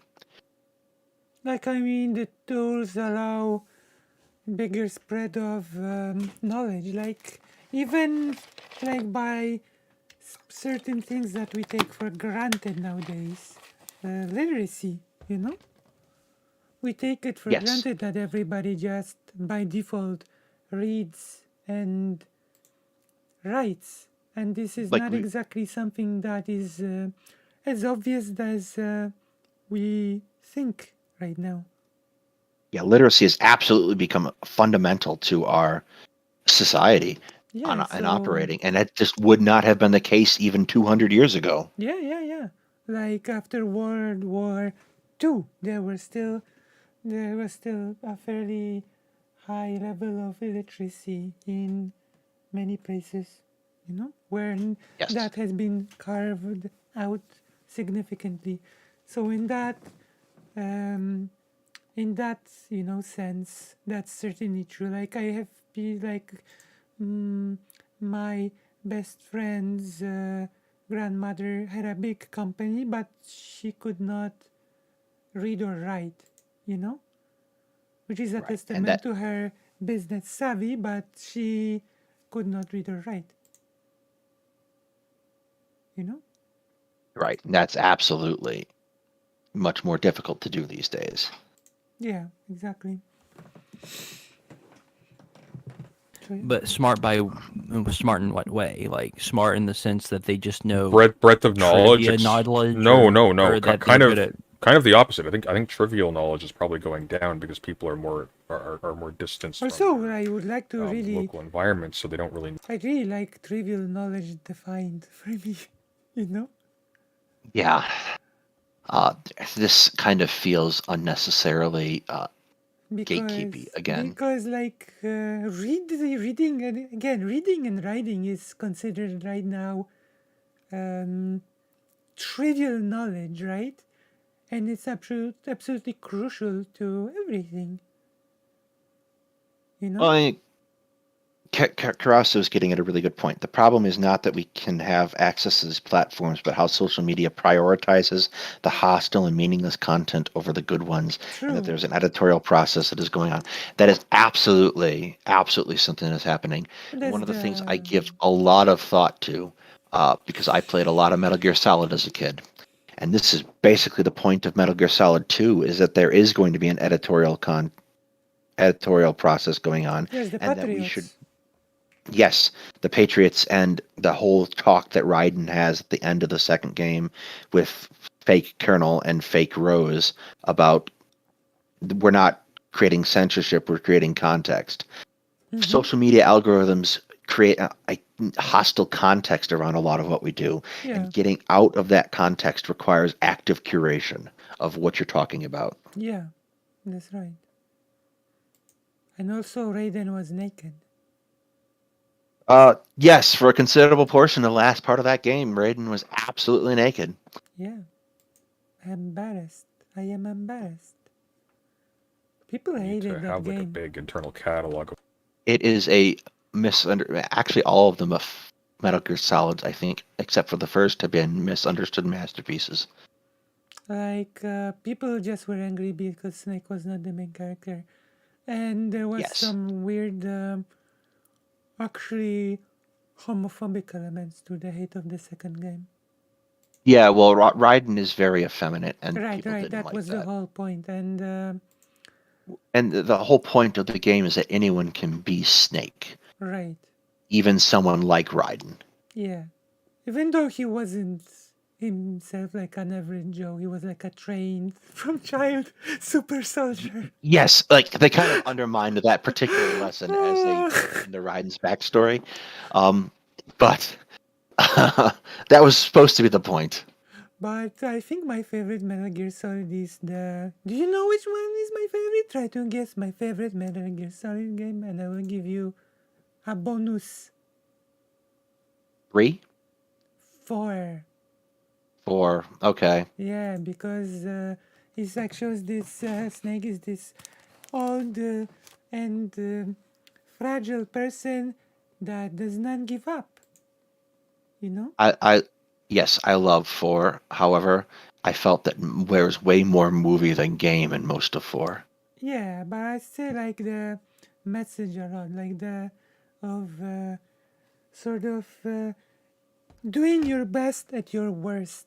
Like, you know, it's easy to Yes, quote unquote, I guess, easy to when you're like a super soldier that's in top shape, that can do super things. But when you're weak, when your body's breaking down, that's when it's, you know, difficult to sort of muster the willpower to, well, I guess, continue living. also 4 had my absolutely favorite boss battle of the series, between Metal Gear Rex and Metal Gear Ray.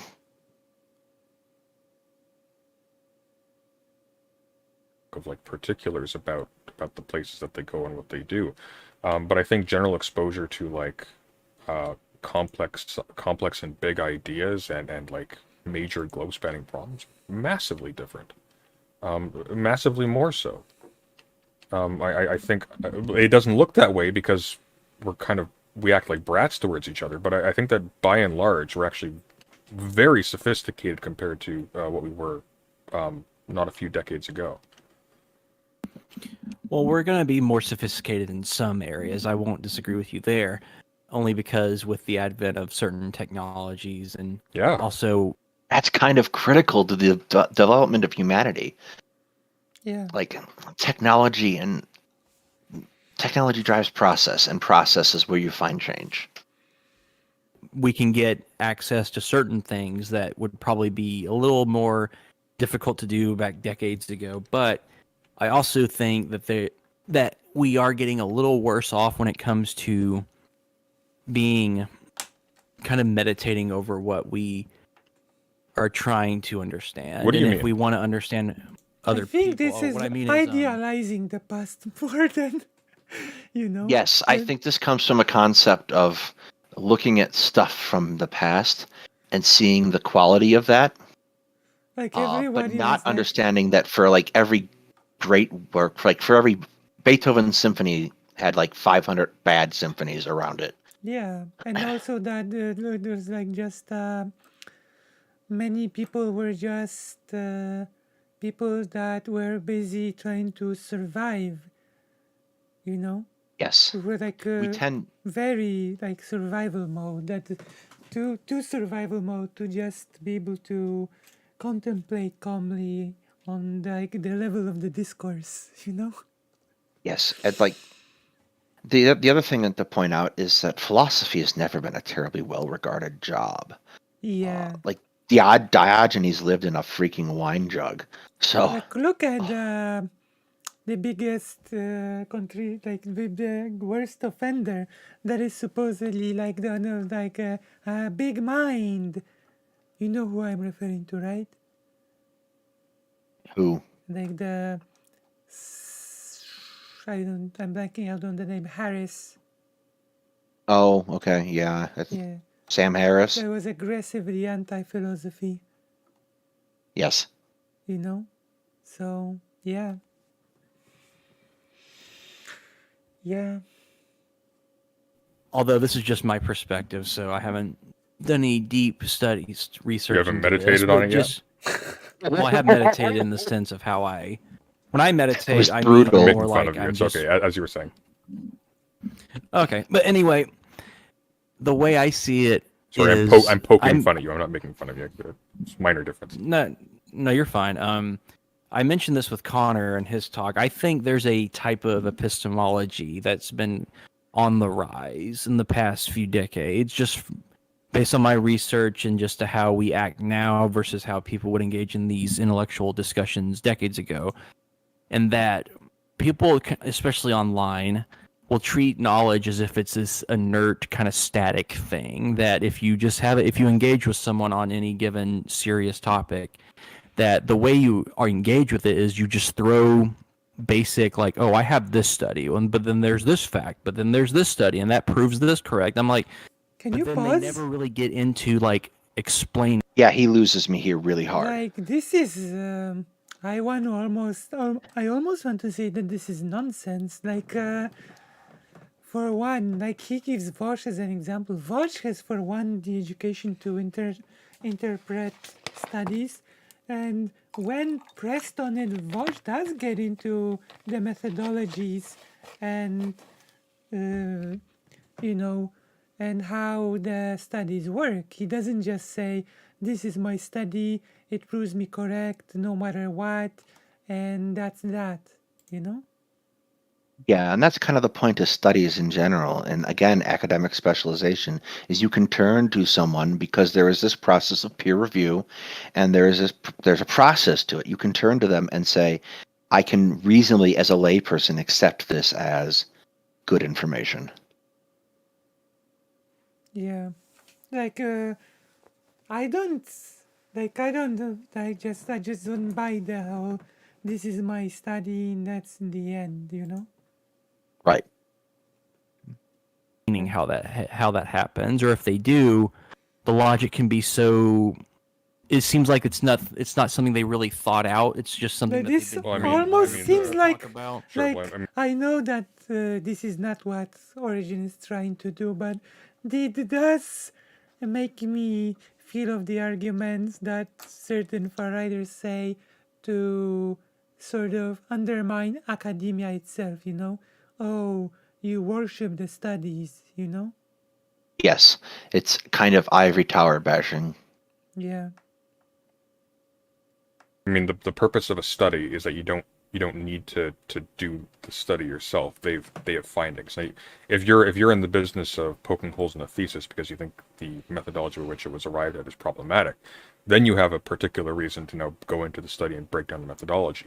And because there's so little trust in like our scientific and academic institutions right now, this tends to be where a lot of political discourse takes place. But ideally, the purpose of having like these vast and specialized like disciplinary processes or multidisciplinary processes of like interrogating problems and you know adding to our understanding is that we don't need to do all of the work of everybody else constantly. We can you know we refer the questions of physics to the physicists. We refer the questions of history to the historians. And of course you can't necessarily do that, but for the average person, like there's just not enough time to know enough to act on information if you're doing all that by yourself.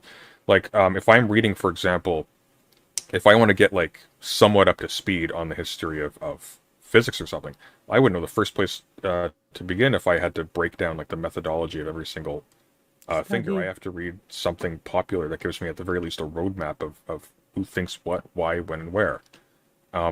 I can't just start, okay, I want to learn about what the physicist thinks, time to start my physics PhD. I'll see you all again in 10 years. True.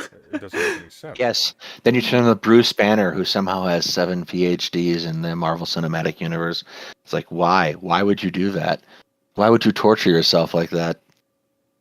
Maybe he took like a shortened course, you know? That's a thing you can do in real life. I guess. Well, You'd have to. Well, also, this is something that I find interesting about how people use studies, because studies, for one thing, a lot of the time studies are kind of hard to get access to because they're either need to go through a paywall or you have to go through university, because sometimes those are just very expensive, like depending on which like places are doing it, like if it's Lancet or if it's Harvard or any sort of big prestigious institute. But also the thing about studies and how they're constructed is a lot of the people who are working on them, they all have their own epistemic frameworks and how they kind of Yeah. use knowledge and logic to arrive at conclusions based on their processes of. Well, generally, especially like when it's something statistical or what have you, there. Well, here's the thing. The training of any academic discipline and why you go to college is so that you learn the framework and logic by which you need to work in that academic discipline. Mm-hmm.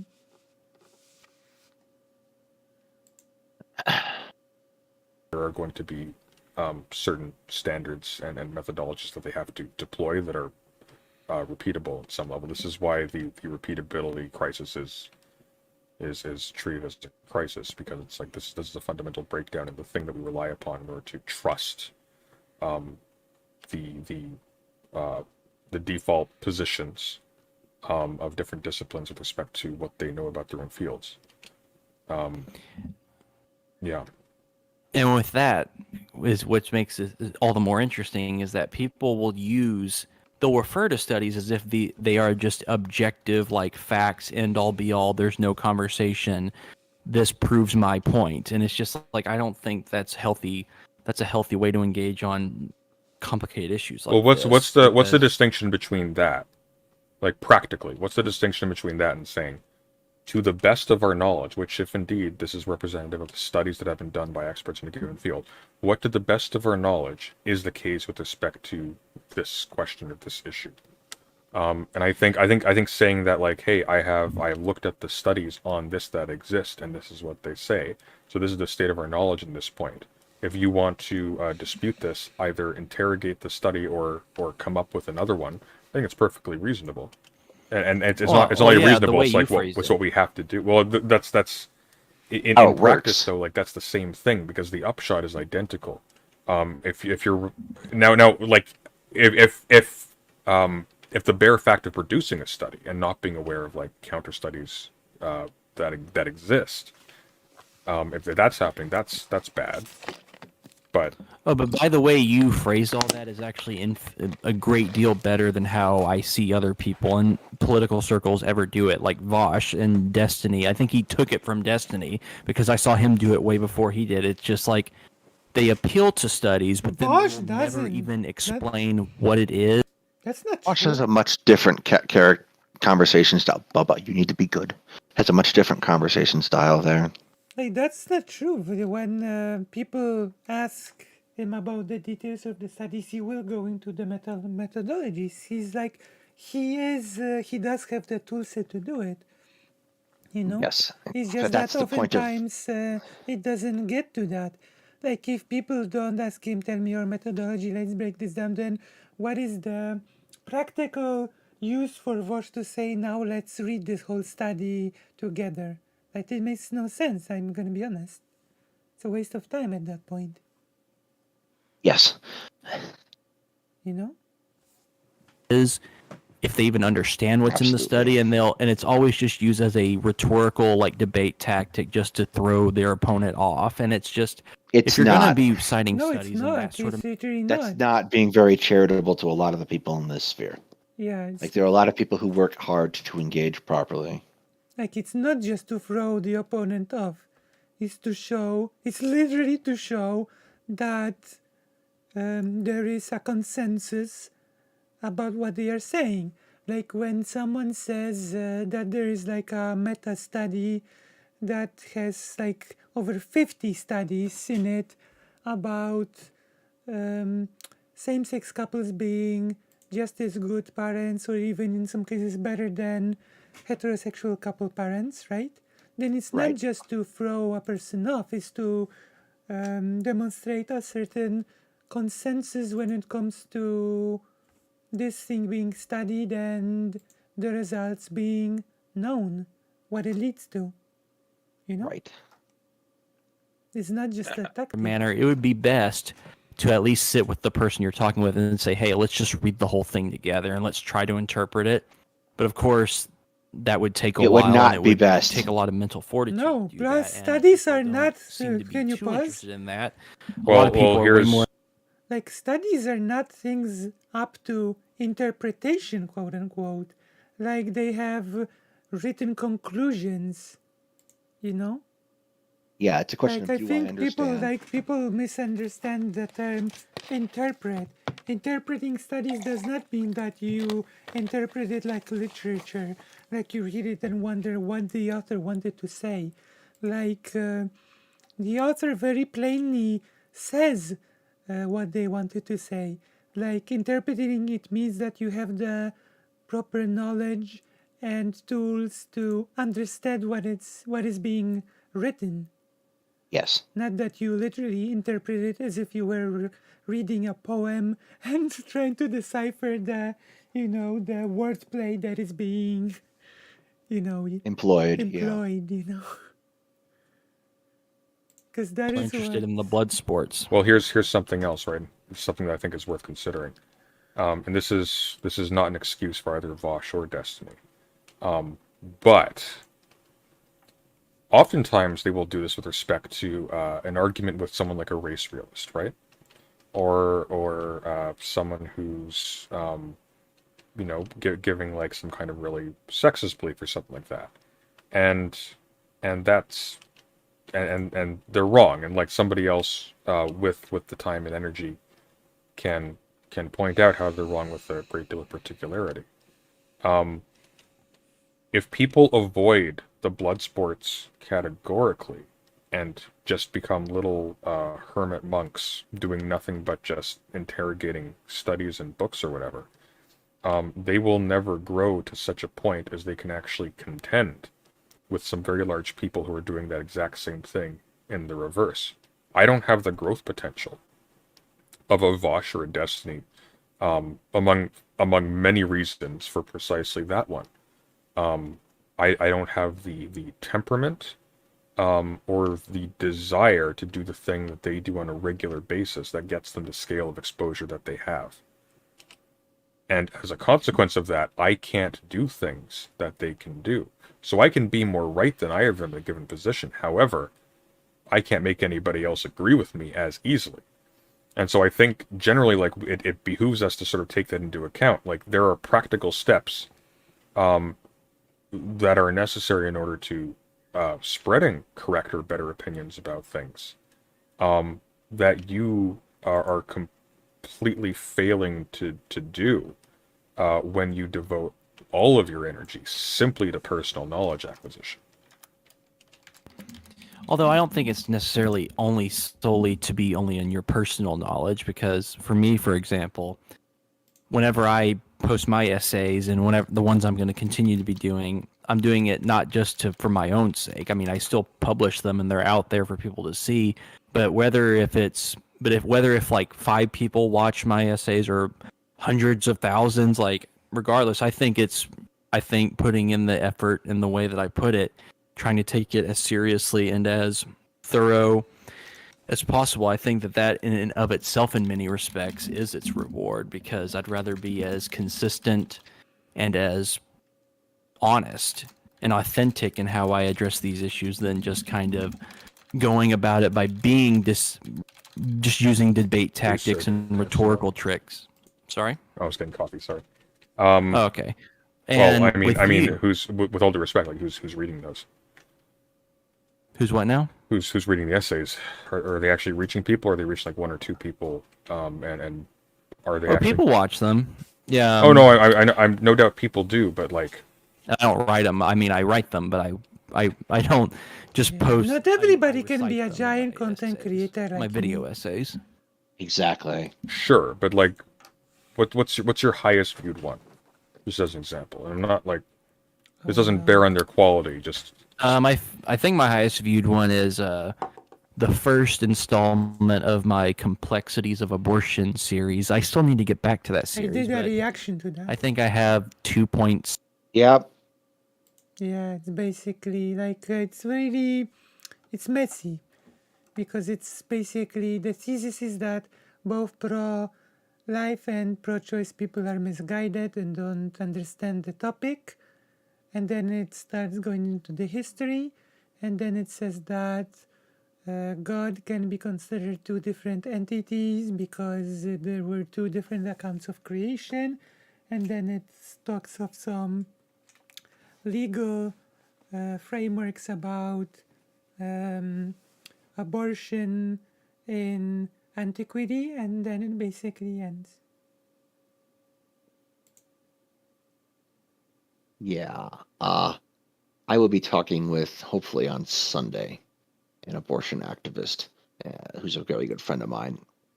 So I will try to review that video ahead of time. We will see what happens. Like, yeah.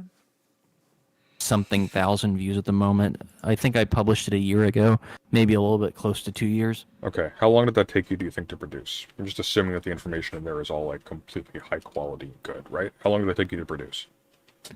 The essay itself, I wrote it in a span of a few months, but I think I actually didn't decide to post it as a video until a few days. Right. It took a few days for that. Yeah. So it's about 2,000 views. Took you a span of a few months. As a consequence of the blood sports that people like Dusty and Bosch have engaged in, they can speak for 10 minutes on the topic, and they can have more efficacy than you by orders of magnitude with seconds of work. So, right off the bat, if you have the best opinion on the matter, the mode in which you've chosen to engage on the topic has made the best opinion the least efficaciously argued because nobody has heard it. And maybe that is the best you can do, and credit. And that's the thing about arguments, is arguments have to be given to someone. Like if you make a great argument in your head, and everyone's done this, everyone's been involved in a discussion, and hours later they've thought of the perfect thing to say and kicked themselves. Like arguments have to be made to someone to be helpful. Yeah, not everyone can be Lucy Hazen. Everyone is like a giant audience like me. To you if that is the case. That's not a mark against your abilities. That maybe you've been dealt a bad hand. Like we're in a situation where the market is saturated. It's very difficult to break in with essay format stuff. That wasn't always the case. It was always hard, but it wasn't always as hard as it is now. But nonetheless, if you are against people taking the measures that allowed them to get into a place where they can speak, then you are additionally against the measures that would allow you to be heard, because that's a thing that you could have embarked upon.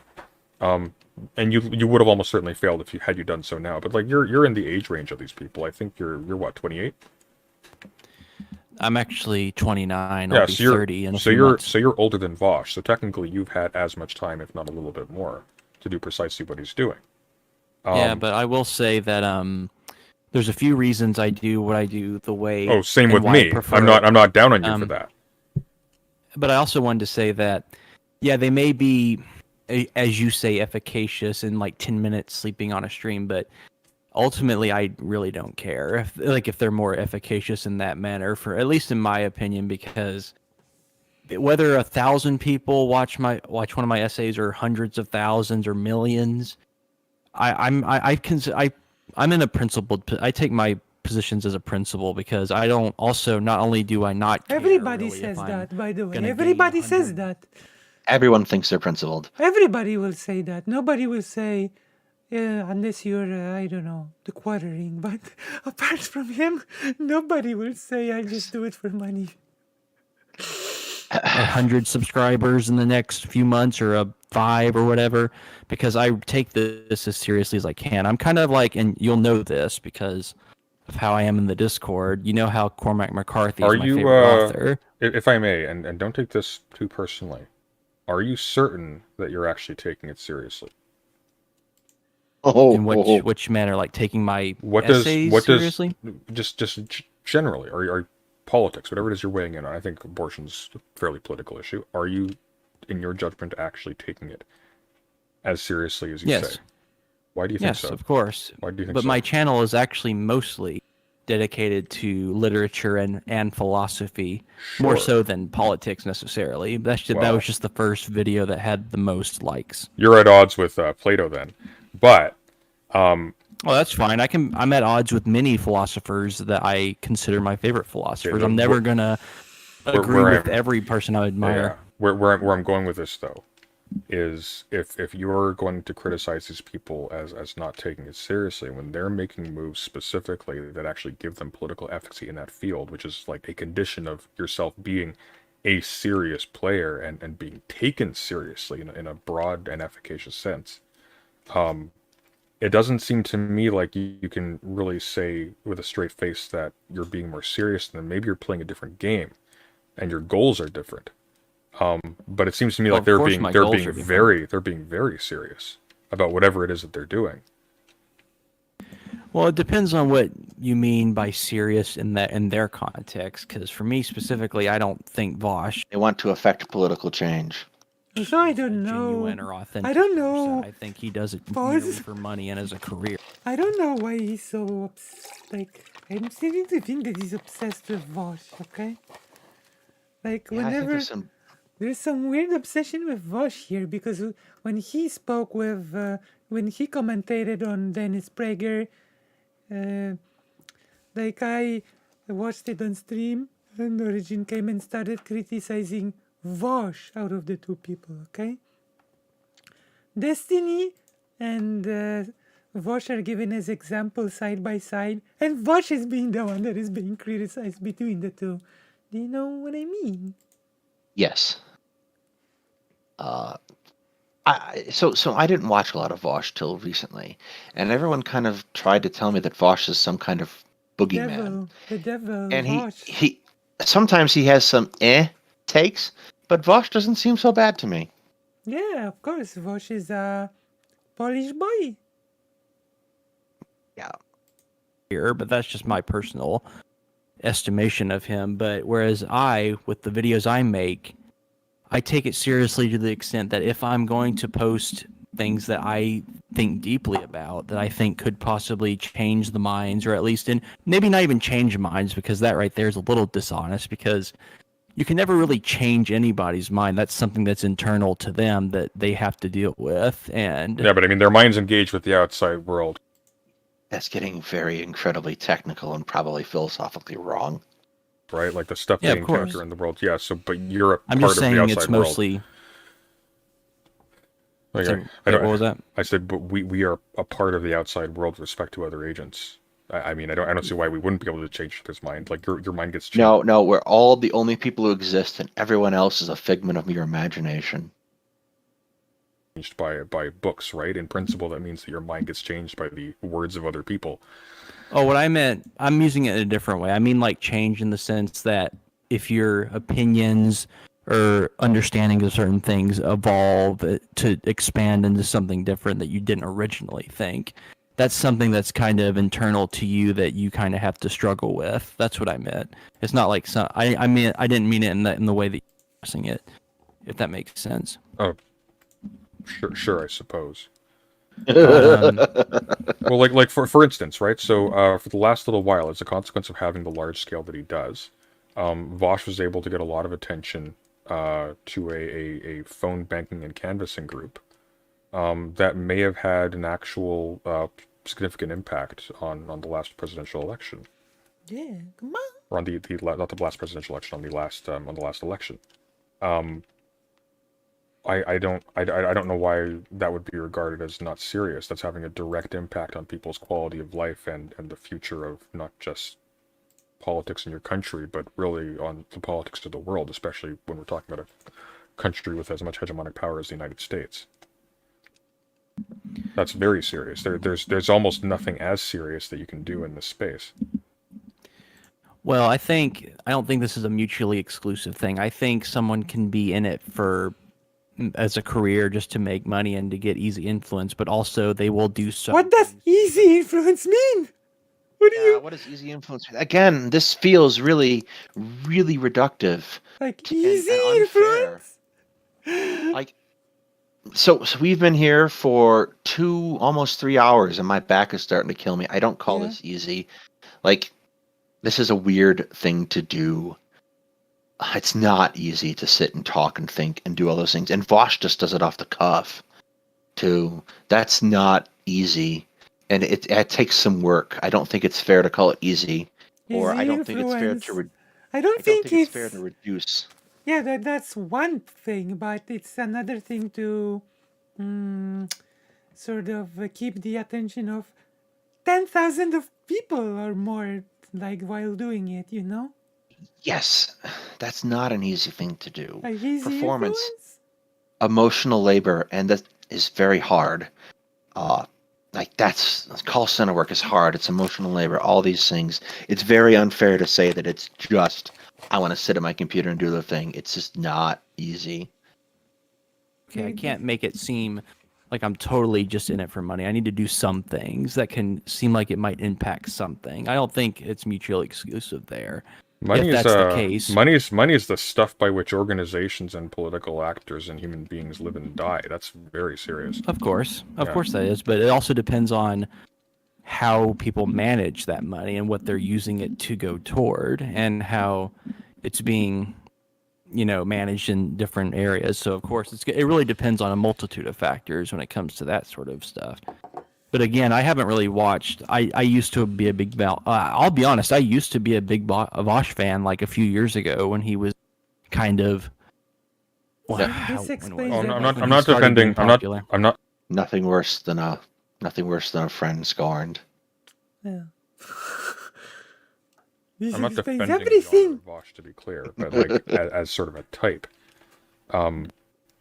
like that he's as a consequence of the stuff that I will you're, defend the you're honor sort of of casting Vosh. aspersions on. He is able to actually be efficacious in a way that you materially can't. Like it's a thing you can't do. He actually has attained, at least within his own sphere, relatively speaking, like some degree of actual power and influence. You haven't done so. Power and influence is a very serious thing. True. Whether or not like he himself is like the most serious person who could be wielding that is neither here nor there. The fact of the matter is that as a consequence of him engaging in the stuff, he is one. That's fine. I just prefer to do the things that I do Poland. and the manners of the. Yeah. In Poland, Karatse said in Hungary, stage actors has had epidemic of alcoholism. In Poland, everybody has. Like it's like this. There's been this study recently that showed that on average the amount of pure alcohol consumed by Polish people is close to lethal or something, or I don't know, or should be lethal, and that there's this alcohol epidemic in Poland right now. yeah. Gosh. Principles that I have that are different from other people. Sure, but then you're when we're talking about like your problems with the political space, they don't really have to do with efficacy or with like the common good or with like the ultimate like improving the world. They have to do I with mean, I think it kind of did. I think it kind of does connect to that because, as I've stated, I don't think engaging with people in the very like debate, bro, like blood sport, like we're just gonna all be talking past one another. It's just dog eat dog. I don't think that helps. I really don't think that's gonna help anyone. I don't. Well, think it helps might us in the long run. it might help Ah, people yeah, if yeah. we're like surrounded by dogs.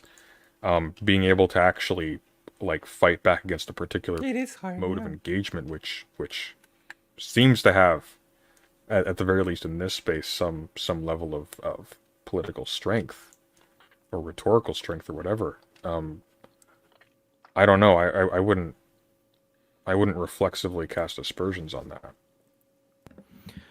Well, it's stuff that I've been engaged. Well, I've been struggling with and thinking about for years now because I've been engaged in these political circles since about 2016, except I wasn't really vocal until the past few years. I didn't start actually saying and getting my foot in the door and just talking to other people in these spheres. I was just more of an observer at first. So let's peel things away from like the Vosh example because I think that's too loaded for a number of reasons. You have experiences that I'm not familiar with, and he certainly has experiences that neither of us are familiar with.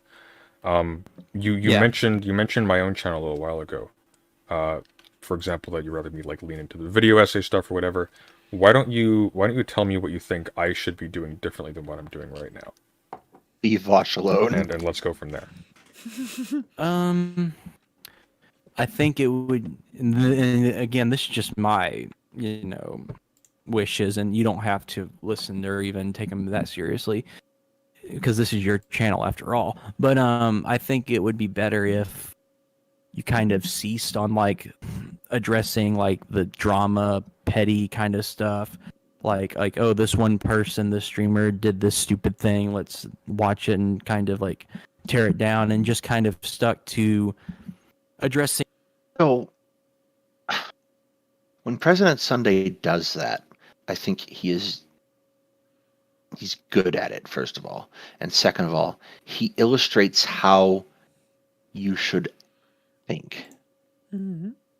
Like he illustrates a way of thinking and a logic to how he does things. So it's not just point and laugh at the idiot. It's here is what was said. Here is why that is wrong. Here is the basis for which we can use to go forward correctly.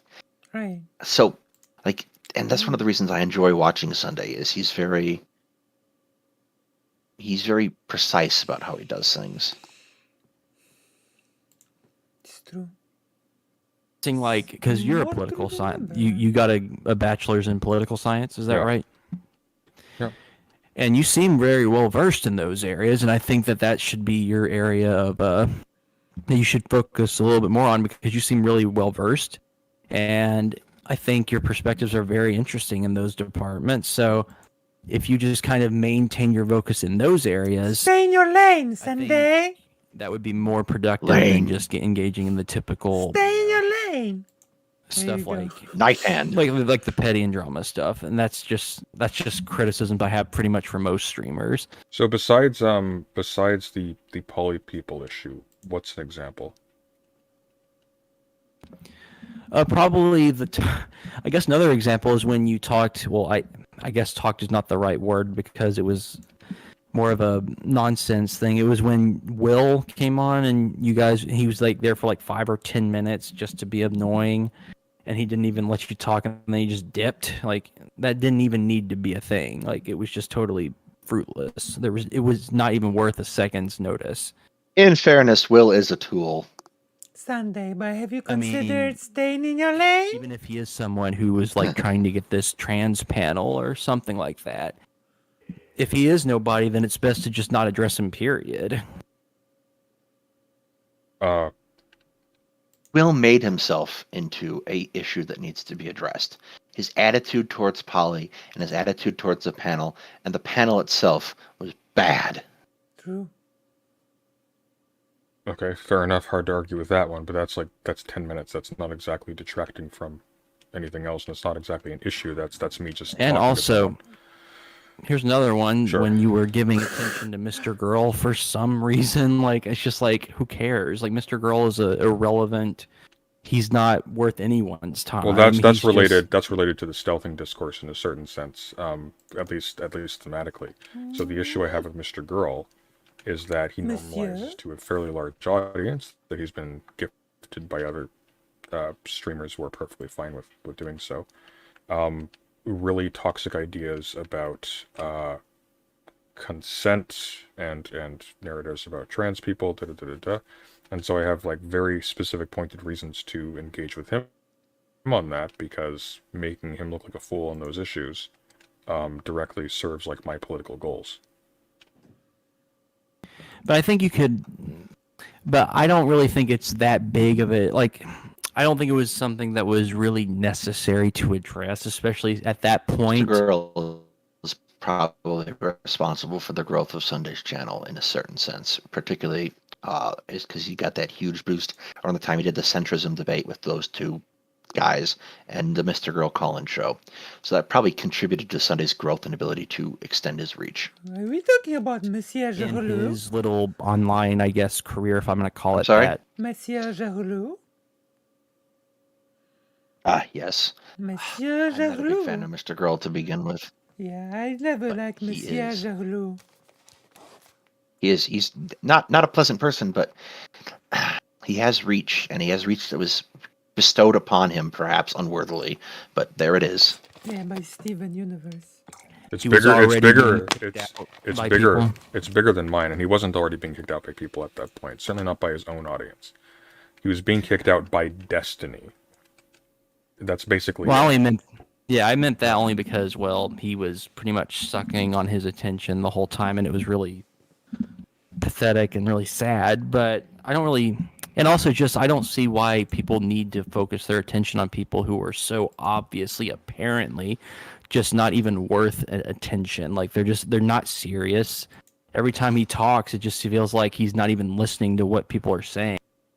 So, Mr. Girl has a very horrible conversation style, and he has a lot of horrible ideas. And because he spreads them to a wide base, that makes it important to counteract those ideas. Yeah. Especially since he did Like, an audiences He thanks to focuses Steven. on these little minutia Yeah. that is just, and he'll spend like 10 minutes arguing with you over minutia of a sentence that adds nothing, and it's just like, why even give him the time of day? Like, this doesn't produce anything productive. Well, I think it's productive if he's encouraging like a bunch of young people to engage in a certain I gotta really answer this toxic phone that's going call. to harm people, to break that spell a little bit, or break the spell in front of people who might be encouraged to listen to him later on down the line. In the absence of that, because he has charisma, he has an effect on the people around him. There's a reason why people imitate him. Guys and Sailor Moon! Although I do think for him, and like him in a specific case, there are just some people I kind of view like Jesse Lee Pearson, for example, Alright, or I'm just back. certain Hello, Giggler, come on! Giggly? who are so odd and so like out of their own mind that the fact that they are like that in such a strange way that's just going to be intriguing to a bunch of people. It's not even really like they maybe even agree with him. They just think they're just a character. Or they're just a lucky. personality that's actually like, oh, this is really strange. This is really out of the box. We're just going to follow him because he's just really freaking weird. That's how I view, at least to some extent, with the Everyone has their leadership style, and sometimes being really freaking weird is very effective. Mr. Girl person, because he's just Yeah, such I'm a weirdo. I don't even want to think about him anymore. I'm weird. I don't particularly blame you. Fair enough. Okay. Yeah. Come on. All right. Well, let's leave that topic aside. Is there anything else on your mind that you wanted to discuss, or? Huh. Not really sure. Yeah. I think that was pretty much it for the. I think that was pretty much it. All I wanted to talk with you about is just kind of the things I find that you do that is actually beneficial and very insightful. Like, I like your essays; they're pretty cool. I think when you put your time and effort into that kind of stuff, it's going to be. I know I have a very odd way of thinking. Like, I'm a rare I think I'm a rare exception Yeah, of how I'm people think of special. these issues, because Yeah. Cringe. I would rather not monetize my channel under any circumstance and make well thought out essays than ever like sell my soul to just like do a simple like, hey, I'm gonna become like Destiny or one of these people who just Like make you, money, Sunday.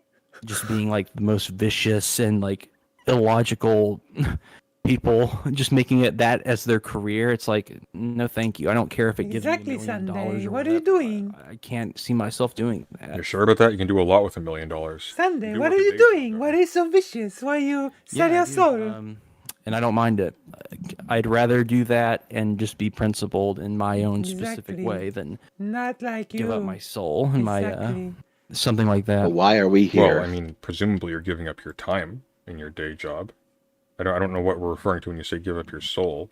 Well, I mean, like, and when I use Destiny as example, I meant him specifically because of how Deadalusx, why you sell your he soul? behaves, What how are you he, doing? as a person. I know, it's what's so wrong with obvious me? that he's not someone who genuinely cares about what he says, because Sure. he'll contradict himself Yeah. from in one stream from a year later. It's so painfully obvious that Sell this your is just a soul to the career. Like, devil. it's literally nothing else for him. Sure, but That's you, what I meant by you losing my soul. yourself also have just a career, yes? Yeah, but I don't consider my career of what I do outside of my YouTube videos as something. Maybe I'm a rare exception, but even when I'm working, like at my job, I still can be in deep thought about certain things, even when I'm working. Exactly. I'm not I'm sure special. if that's a rarity. I'm not sure if I'm Exactly. the I'm only person who does special. that because In the I'm one world. myself. But Exactly. I'm so special. I feel the way. What was that? I think it's probably just you. I don't know. I mean, you never can know. Yeah. Indeed. I'm only my perspective. Wow. I only see things from my There you go. qualia and my experiences. Okay. What do you suppose the I'm just trying to wrap my Bugsy. head around this.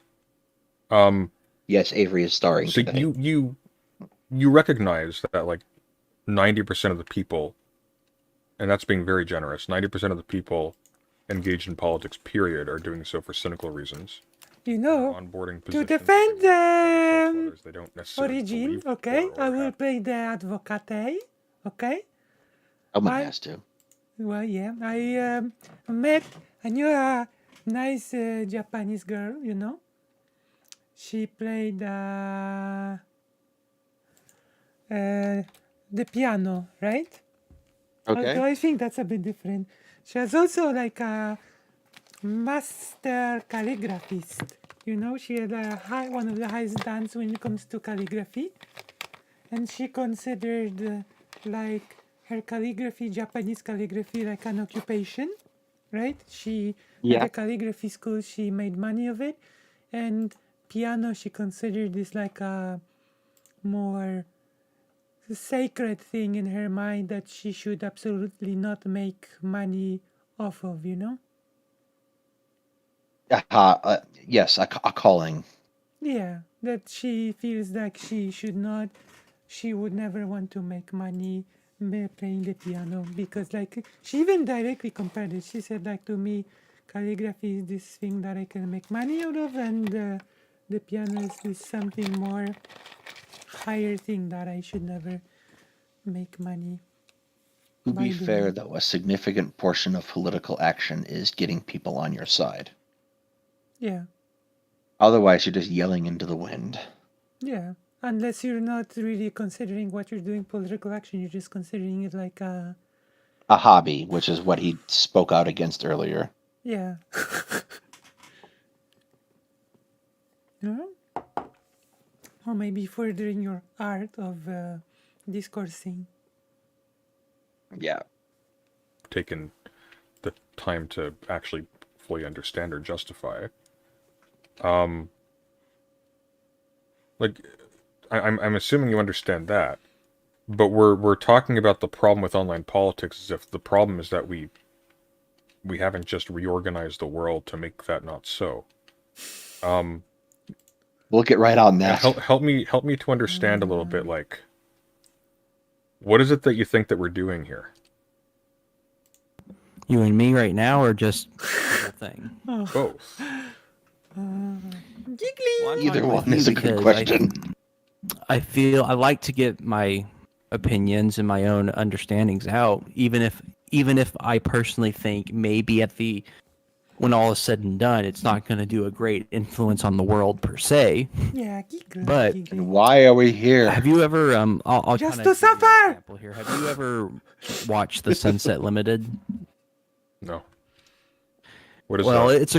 it's a Cormac McCarthy play, but they made a movie out of it. There's two characters. One is white, one is black. White is a atheist professor who tries to commit suicide, and black is a Christian man who works a night job and saves him from committing suicide. And the whole play is them in his apartment, Black's, discussing philosophy and if there's a reason to live. And Black tells White, it's like, look, I may at the end of the day acknowledge that I'm in over my head here, and maybe there really isn't a reason to live, but that doesn't let me off the hook. I have no choice but to try to help, or to try to say what I believe that can help. And that's how I view my position here.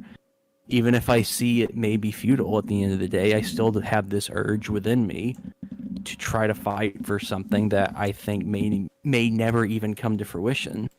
Denying But it's yourself not the just that ability you're to fighting fight for for something it. that may not come to fruition. You're specifically choosing to eschew the activities that would give you the ability, that would give you the tools to actually make them come to fruition if there's any chance at all, Yeah. for the sake of, I assume, your art.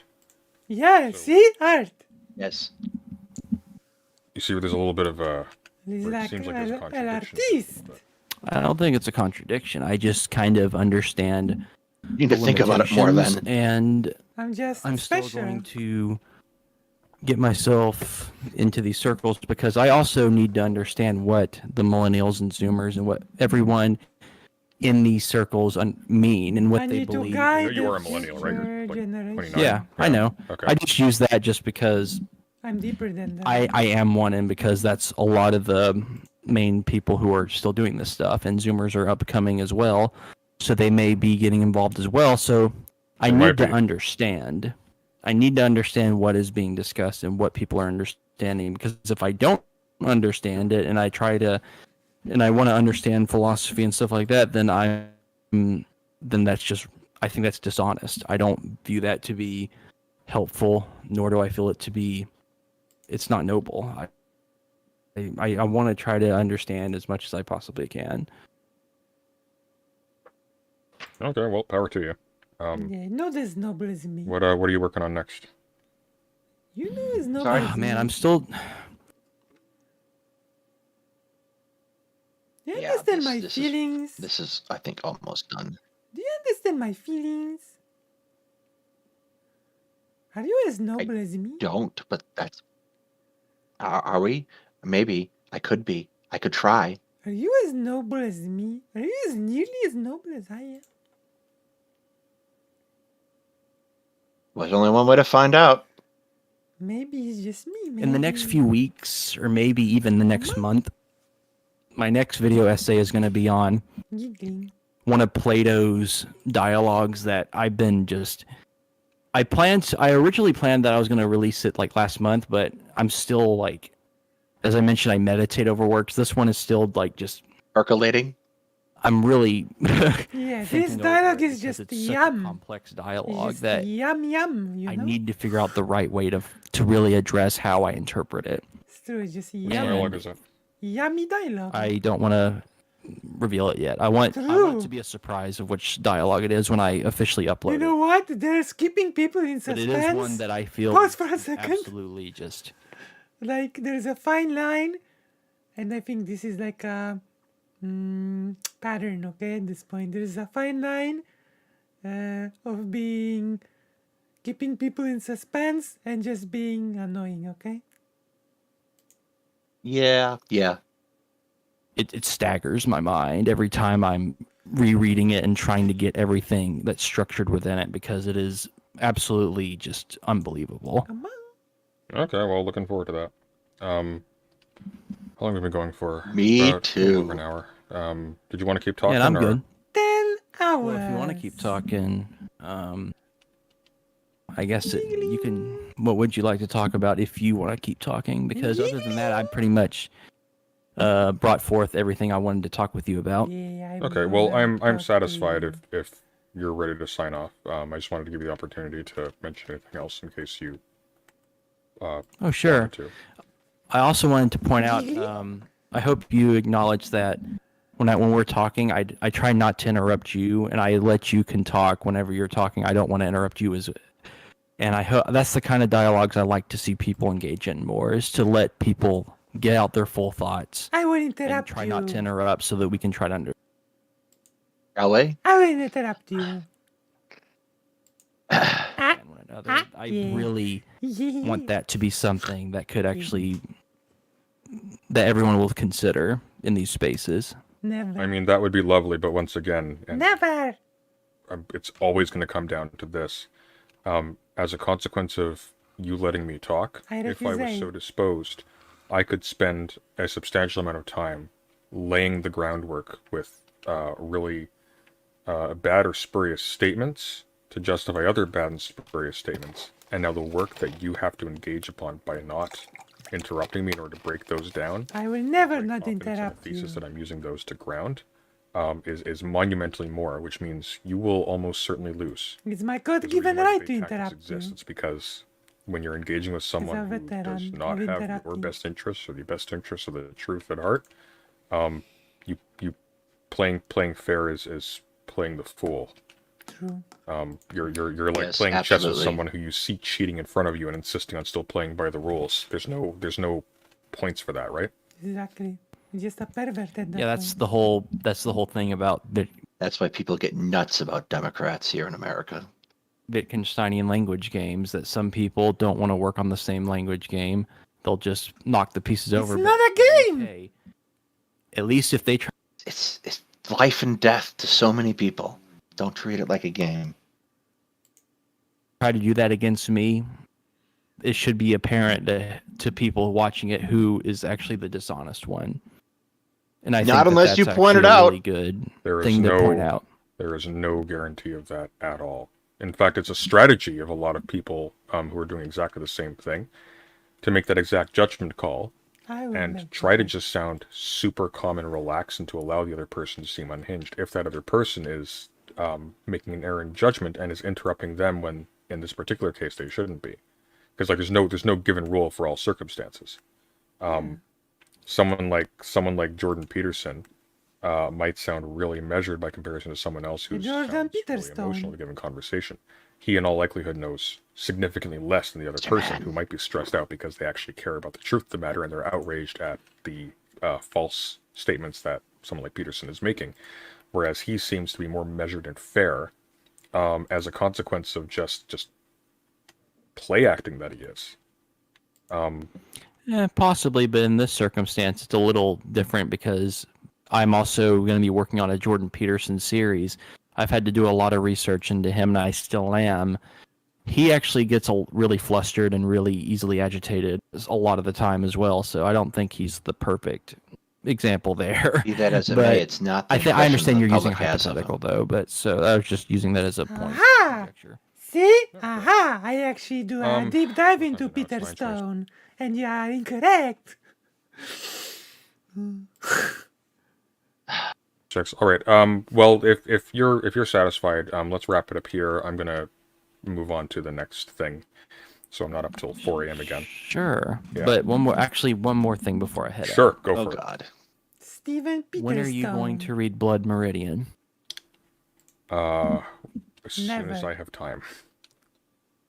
I'm telling you right now, that novel, whenever you take the chance to actually read it, it's unlike anything you'll ever I will read. never read There's a it reason because it's you my asked favorite me. novel, and it's why I continue to ask people to read McCarthy, because I try to view myself as a YouTuber version of McCarthy in a way, because McCarthy spends literal decades writing his novels, and he's gone on record in many interviews saying, like, at the end of the day, whether if anyone reads my novel or nobody reads it, I don't care.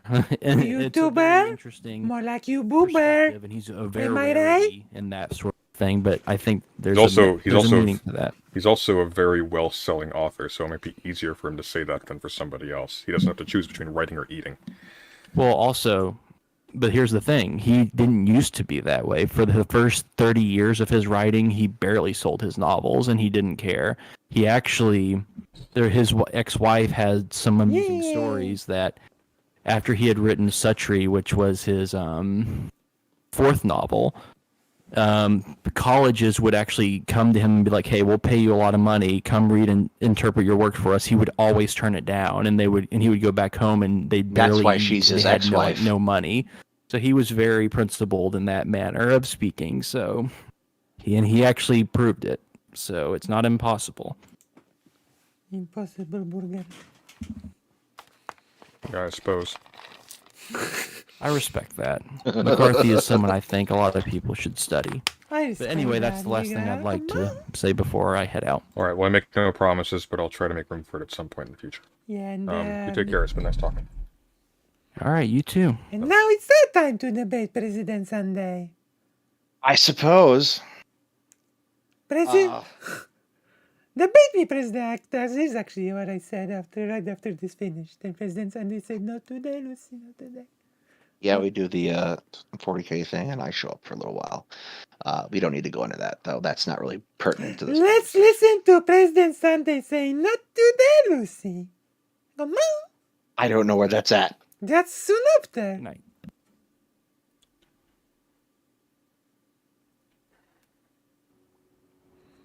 Ultimately, though, if you do, like Cal is saying, if you make yourself ineffective, you get squeezed out. Well, that wasn't terrible. Listen, listen. Wasn't listen. great either. Listen Gone to for some it. yikesy spots here and there. Wait for it. I assure you. What do you disagree with, Reality? Everything. Everything. I didn't catch that. You say you disagree with something? Everything. With you. You will say it No, we're soon. not debating tonight, Lucy. Yay! There we go. We've done it. Nice. Right.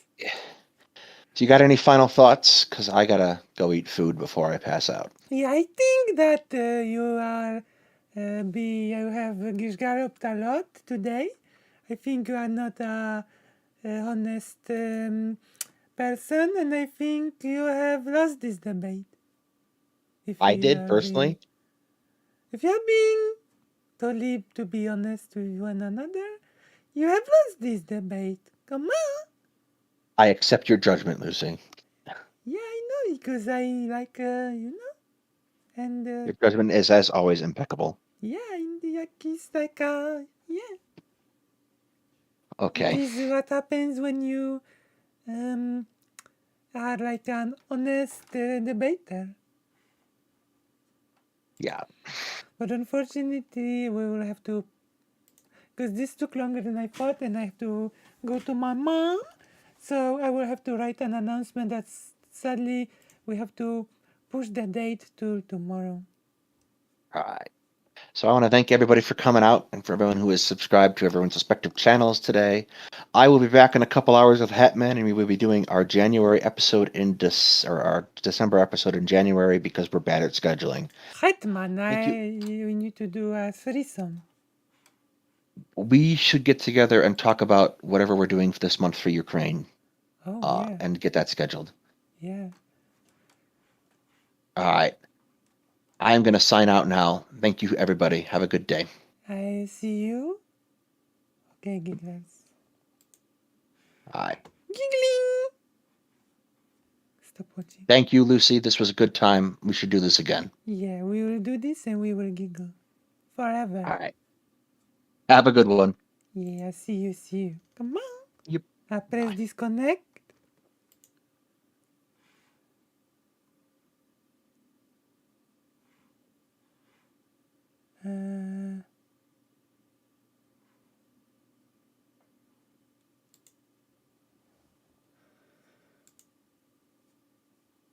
Okay. So yeah, and sadly I have bad news for everybody. I have bad news. I hope you won't be angry at me. I hope you will not. Yeah, I have to turn this off. I have to turn the.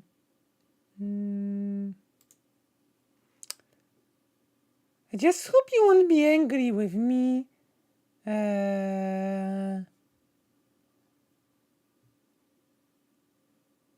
Because what do you call?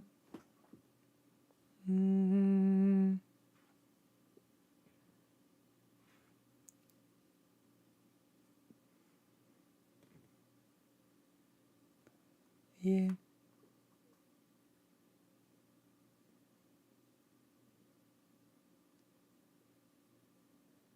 I hope you won't get angry with me because I will have to, unfortunately, the date will not happen today, sadly, because I have to go to my mom. I will write an announcement. Unfortunately, yes. I know you are excited for the date. I know you are excited to see Barrett.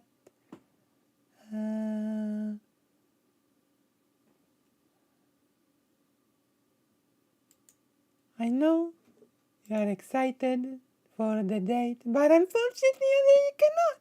I cannot. I know. I have failed you. I have failed every one of you. You know? I have failed you. But now, you know, Do you promise not to be angry at me? Wait, I will write right now the posts. You should post a post. What should I say? What should I say, gigglers? Yeah. What should I say to calm your anger?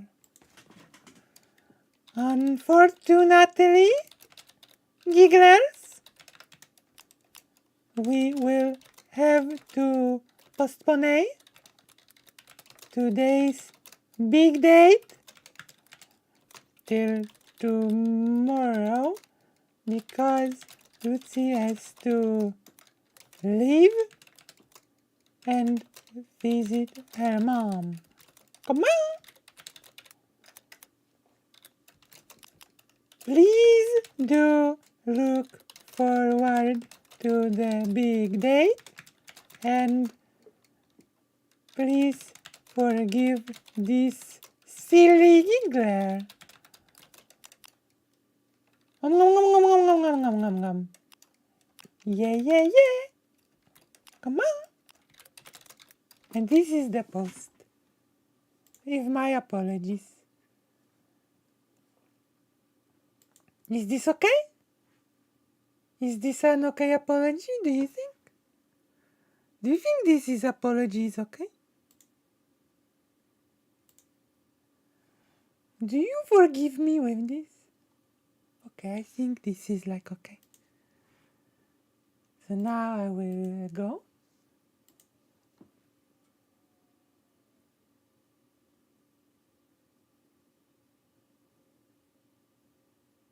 And I will see you, gigglers. Come on. Yeah? Okay. So now I press end stream. Okay. Thank you. Now press end stream and giggling. I will do these things. Okay, I press end stream and I also giggle. Also, at midnight we have a premiere. Okay, I will like premiere. Come on. Yeah, press end stream.